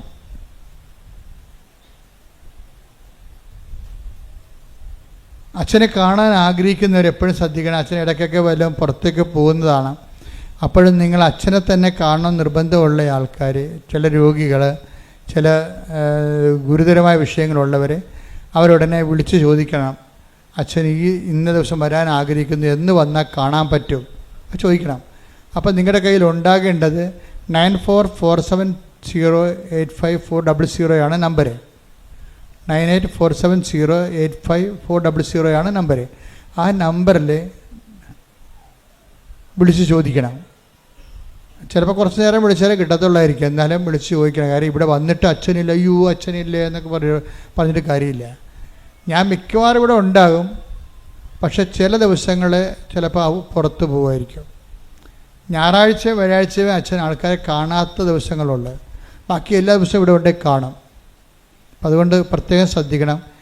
ചില സമയത്ത് ചില എമർജൻസി കോള് ഇപ്പോൾ വരുമ്പോൾ ചിലപ്പോൾ അത്യാവശ്യം അത് ഒഴിച്ചു മാറ്റാൻ പറ്റാത്ത കാര്യങ്ങൾ, മരണമോ അതുപോലെ പെട്ടെന്ന് അടക്കമോ ഇല്ലൊക്കെ വന്നാൽ ചിലപ്പോൾ അച്ഛൻ പോയിട്ട് ഉടനെ തിരിച്ചു വരും. പുറത്തുള്ള പരിപാടിയൊന്നും എടുക്കത്തില്ല, ജില്ലയിൽ തന്നെ ഓടി വരാൻ പറ്റിയതേ എടുക്കത്തുള്ളൂ. പക്ഷെ എന്നാലും നിങ്ങൾ പുറത്ത് വിട്ടു പോയിട്ടുണ്ടെങ്കിൽ അത് അറിയാൻ വേണ്ടി വിളിച്ച് ചോദിക്കണം. അപ്പോൾ നിങ്ങൾ വരുമ്പോൾ അച്ഛനെ കാണുമെന്ന് നിർബന്ധം ഉണ്ടെങ്കിൽ നിങ്ങളുടെ കയ്യിൽ ഉടമ്പടി പുതുക്കിയ പേപ്പർ ഉണ്ടാകണം. പിന്നെ എന്ത് വിഷയമാണ് അച്ഛനോട് സംസാരിക്കാൻ ഉദ്ദേശിക്കുന്നത് ആ കാര്യത്തിൻ്റെ രേഖ ഉണ്ടാകണം. ഇപ്പം കല്യാണം ഒത്തുവരണില്ല, അപ്പം നിങ്ങൾ കല്യാണം ഇപ്പോൾ വിവാഹത്തിനാണ്, പുനർവിവാഹമാണോ, അതോ ഇപ്പോഴേ പുതിയ വിവാഹമാണോ, എത്ര നാളായി, ഇങ്ങനെയുള്ളത് എഴുതി വെക്കണം. ആ എഴുതിയ പേപ്പറാണ് ഞാൻ പരിശുദ്ധ അമ്മയെടുത്ത് കാണിക്കണത്. ചില ആൾക്കാർ അതിന് പകരം അവരുടെ തിരിച്ചറി കാർഡ് കാണിക്കും. ഞാൻ പറഞ്ഞു അത് നിങ്ങൾ കല്യാണം കഴിക്കാൻ വേണ്ട പെണ്ണിനെ കാണിച്ചാൽ മതി. ഇവിടെ കാണിക്കേണ്ടത് മാതാവിനെ കാണിക്കേണ്ടത് നിങ്ങളുടെ സങ്കടമാണ് കാണിക്കേണ്ടത്, എന്താ അവസ്ഥയാണെന്ന്. അത് നമുക്ക് കാണുമ്പോൾ അറിയാൻ പറ്റും. 35 വയസ്സായിട്ടൊക്കെ കല്യാണം കഴിക്കാൻ നിൽക്കുമ്പോൾ അവരുടെ സങ്കടം എന്താ? അപ്പം ഞാൻ അതങ്ങനെ തന്നെ അമ്മയെടുത്ത് വെച്ച് പ്രാർത്ഥിക്കണത്. അപ്പോൾ അതുകൊണ്ട് വളരെ ശ്രദ്ധിച്ച് വേണം ഈ വിഷയങ്ങൾ. എനിക്ക് തോന്നരുത് നിങ്ങളൊരു ഉഴപ്പാണെന്ന് തോന്നരുത്. എങ്ങാനും നിങ്ങളൊരു ഉഴപ്പാണെന്ന് തോന്നിയാൽ പിന്നെ ഞാൻ ഈ സാധനം എടുക്കത്തില്ല. അത് ആൾക്കാരെ നിപ്പം നിലയും കാണാൻ പറയാം ഇത് ഉഴപ്പാണെന്നുള്ള അറിയാൻ പറ്റും. അതുകൊണ്ട് പരമാവധി ഉടമ്പടി എടുത്തവർ തന്നെ ആയിരിക്കണം അച്ഛനെ കാണുന്നത്. അതെപ്പോഴും ശ്രദ്ധിക്കണം. നിങ്ങൾ വേറെ ആൾക്കാർ വാടകയ്ക്കൊന്നും കൊണ്ടുവരരുത്. മനസ്സിലാ? എന്നിട്ട് ചേട്ടത്തിൻ്റെ മക്കളൊക്കെ വീട്ടിൽ വരുമ്പോൾ നമുക്ക് അച്ഛനെ കാണാൻ പോകാമെന്ന് പറഞ്ഞുകൊണ്ട് ചില വിഡ്ഢിയാന്മാർ വന്ന് കാര്യമില്ല, അവിടെ കാശ് പോകുകയുള്ളൂ. നിങ്ങൾ ഉടമ്പടി എടുത്തത് സ്വന്തം മക്കളാണ്. 18 വയസ്സ് കഴിഞ്ഞാൽ അവരോട് ഞാൻ ചോദിക്കും, നിനക്ക് ഉടമ്പടി എടുക്കാവില്ല, പിന്നെ നീ അത് അമ്മയുടെ ഉടമ്പടിയായിട്ട് വന്നത്? അമ്മയ്ക്ക് ഉടമ്പടിയിൽ നീ എന്താണ് ചെയ്തത്? ഉടനെ അമ്മേനെ വിളിപ്പിക്കും. ഉടനെ ഇവൾ പ്രാർത്ഥിക്കണം, സത്യം പറയണം. ആൾക്കാരെ നിൽക്കുകയാണ്, നിങ്ങളുടെ ഉടമ്പടി മൊത്തം റദ്ദാവും. സത്യം പറയണം. ഇവൾ നിങ്ങൾ പ്രത്യക്ഷ പ്രാർത്ഥന ചെല്ലുമ്പോൾ നിങ്ങൾ എവിടെയായിരുന്നു? അവളില്ല, അവൾ കിടന്ന് ഉറങ്ങുമെന്ന്. ഇത് അതിൻ്റെ പ്രശ്നം. അത് ഞാൻ ഈ വിഷമെല്ലാം കക്കിച്ചിട്ട് മാത്രമേ കറക്റ്റ് ചെയ്യത്തുള്ളൂ ഈ സംഭവം. കാര്യം എനിക്കറിയാം, ഇവൾക്ക് ഉടമ്പടിയുടെ മുഖത്ത് നോക്കുമ്പോൾ അറിയാം അവൾക്ക് ഉടമ്പടിയായിട്ട് ബന്ധമില്ല. പരീക്ഷ കാരണം അമ്മയെ ചാരിക്കൊണ്ടുവന്ന് വന്നിരിക്കുന്നതാണ്. അതാണ് പ്രശ്നം. കാര്യം ഇവിടെ എല്ലാ ശുശ്രൂഷയും ഉടമ്പടി ബേസാണ്. ഉടമ്പടി എന്ന് പറഞ്ഞാൽ അവൻ പറയണ പോലെ ചെയ്ത് സുവിശേഷത്തിന് സാക്ഷിയായി ജീവിക്കുകയാണ്. അവർക്ക് മാത്രമാണ് സർവീസ് ഉള്ളത്. അല്ലാത്തൊരു ബേസിൽ നമ്മൾ എന്തിനാണ് അങ്ങനെ സമയം കളയാൻ ഇല്ല. ഇപ്പോൾ ഈ അച്ഛന്മാരൊക്കെ ഇപ്പോൾ ആലസ്യത്തിനൊക്കെ ചിലർ വന്ന് അവിടെ നിന്ന് കാണും. പക്ഷെ കാണുമ്പോൾ തന്നെ എന്താ സംഭവം? അവിടെ കൃത്യമായിട്ട് ഉടമ്പടി ഉണ്ടാകണം. ഉടമ്പടി ഇല്ലാത്തൊരാരും അച്ഛന്മാരുടെ അടുത്ത് വരേണ്ട കാര്യമില്ല. അങ്ങനെ വന്നുള്ള കുഴപ്പമെന്ന് വെച്ച് കഴിഞ്ഞാൽ വരാൻ പോകുന്ന വിഷയം ഉടമ്പടി എടുത്തില്ലെങ്കിലും കുർബാന അച്ഛനെ കാണാമല്ല, പിന്നെ എന്തിനാ ഉടമ്പടി എടുക്കണം? ഉടമ്പടിക്ക് ഭാര്യയായിട്ട് വരുന്നത്. അതുകൊണ്ട് ഞാനവിടെ ഇവിടെയുള്ള ലേഡീസിൻ്റെ കാര്യങ്ങളൊക്കെ നോക്കുന്നതിന് വേണ്ടിയുള്ള ലേഡീസിന് ഇവിടെ സെക്യൂരിറ്റിയോട് പറഞ്ഞിട്ടുണ്ട്, അച്ഛന്മാരുടെ അടുത്ത് വരുന്ന ആൾക്കാരെ ചെക്ക് ചെയ്ത് വിടണമെന്ന് പറഞ്ഞിട്ടുണ്ട്. എന്താ കാര്യം? ഇത് മാതാവ് പ്രത്യക്ഷപ്പെട്ട് ദൈവത്തിന് പ്രത്യേക പദ്ധതിയുള്ള സ്ഥലമാണ്. ദുരന്തം ഉണ്ടാകാൻ പോണ് പ്രാർത്ഥിക്കണമെന്ന് പറഞ്ഞ് ആവശ്യപ്പെട്ട സ്ഥലമാണ്. അപ്പം നമ്മുടെ ദൈവത്തോടുള്ള ബാധ്യത എന്താണ്? അങ്ങനെ ദൈവതിരുസന്നിധി ദുരന്തത്തിനെതിരെ പ്രാർത്ഥിക്കാൻ പറ്റിയ ഒരു സമൂഹത്തെ വാർത്തെടുക്കുകയാണ്. അല്ല ആൾക്കാരുടെ വരിപിഴപ്പ് മാറ്റി കൊടുക്കുകയല്ല പ്രശ്നം. അങ്ങനെ സമൂഹത്തെ വാർത്തെടുക്കുന്ന സ്ഥലമാണിത്. അല്ല അവിടെ ഇവിടെയും കൊണ്ട് തല കാണിച്ചിട്ട് എന്തെങ്കിലും പറഞ്ഞിട്ട് പോയിട്ട് വഴിയെ പോണവരൊക്കെ കയറിയോ വണ്ടി നിർത്തിയിട്ട്, അതൊന്നും നടക്കത്തില്ല. നമുക്ക് ദൈവം ഒരു മിഷൻ തന്നിട്ടുണ്ട്, അതിൻ്റെ വിട്ടൊന്നും ചെയ്യാൻ പറ്റത്തില്ല. അപ്പം അതുകൊണ്ട് നിങ്ങളെ ഉടമ്പടി എടുക്കാത്തവർ ആ മക്കളുണ്ടെങ്കിൽ അവർ കൊണ്ടുവരുമ്പോൾ അവർ കൊണ്ട് ഉടമ്പടിയുടെ ഭാഗമാക്കാൻ നോക്കണം. അവർക്ക് പറ്റത്തില്ലെന്ന് പറഞ്ഞാൽ നിങ്ങൾ വെയിറ്റ് ചെയ്യുക, അത്രയേ ഉള്ളൂ. അവരെപ്പോഴെങ്കിലും എടുത്തോട്ടെ, അവർക്ക് എപ്പോഴെങ്കിലും അവർ എടുക്കുമല്ലോ അവർ, അത്രയേ ഉള്ളൂ കാര്യം. അപ്പം ഒരിക്കലും നമുക്ക് ഉടമ്പടി എടുത്ത് വിശുദ്ധിയോട് ജീവിക്കാനുള്ള വിളിക്ക് അട്ടിമറി ഉണ്ടാക്കരുത്. ചിലപ്പോൾ നമ്മളെ ചിലപ്പോൾ പറയൂ, ഞാനിപ്പോൾ ബഹുമാനപ്പെട്ട സിസ്റ്റേഴ്സ് വന്നാലും അച്ഛന്മാർ വന്നപ്പോൾ ഞാൻ അകത്ത് വന്ന് കുർബാന കൂടിയാൽ ഞാൻ സംസാരിക്കത്തില്ല. ഞാൻ ഉടമ്പടി എടുത്താന്ന് ചോദിക്കും അച്ഛന്മാരോട്. അപ്പോൾ എൻ്റെ ഒരു സ്വഭാവം മനസ്സിലായില്ലേ? കാര്യം അവരിവിടെ വരുമ്പോൾ ചൊളിവിന് അച്ഛന്മാരാണെന്ന് വിചാരിച്ചുകൊണ്ട് ചിലർക്ക് അച്ഛനെ കാണാനുള്ള അവസരം ഉണ്ടാകുന്നു. അങ്ങനെ ഇല്ല. അവരുടമ്പടി എടുക്കണം അച്ഛന്മാരായാലും. എടുത്തിട്ട് പിന്നീട് അവരുടെ വിഷയം സീരിയസ് ആണെങ്കിൽ തീർച്ചയായിട്ടും അവരെ കണ്ട് സംസാരിക്കും. അത്രേ ഉള്ളൂ. അപ്പം അത്രയും സീരിയസ് ആണ് വിഷയം. കാര്യം അമ്മ എന്നോടാണ് പറഞ്ഞിരിക്കണത് എന്താണ്? ദുരന്തം ഉണ്ടാകാൻ പോണ് പ്രാർത്ഥിക്കണമെന്ന്. അപ്പം ഞാൻ നടത്തുന്ന ധ്യാന കേന്ദ്രത്തിൽ അമ്മ എന്ത് പറഞ്ഞോ അത് ചെയ്യാനേ ബാധ്യതയുള്ളൂ. ആ ബാധ്യത അനുസരിച്ചുകൊണ്ട് ദുരന്തം ഉണ്ടാകാൻ പോണ് പ്രാർത്ഥിക്കണമെന്ന് പറഞ്ഞപ്പോൾ അതിന് ദൈവത്തോട് പ്രാർത്ഥിക്കാൻ പറ്റിയ ആൾക്കാർ കപ്പാസിറ്റി ഉള്ളവരുണ്ടാകണം. അതിന് ദൈവമായിട്ട് ഉടമ്പടിച്ച് ജീവിക്കുന്നവരാണ് ഒരു സമൂഹത്തെ നമ്മൾ പ്രാർത്ഥിക്കുകയാണ് ആ ഒരു മിഷന് വേണ്ടി. അതാണ് വിഷയം. അല്ലാതെ പല ധ്യാന കേന്ദ്രങ്ങളെ പോലെ ഒരു ധ്യാന കേന്ദ്രമല്ല ഇത്. അപ്പം ഇത് നിങ്ങൾ മനസ്സിലാക്കിയിട്ട് വേണം. ഉടമ്പടിയിൽ ഇരിക്കുന്നവരും അടിക്കടി ദൈവത്തിൻ്റെ കൃപയിൽ വളരാൻ വേണ്ടി ബോധപൂർവ്വം ശ്രമിക്കേണ്ടതാണ്. പ്രത്യേകം ഓർപ്പിക്കുകയാണ്.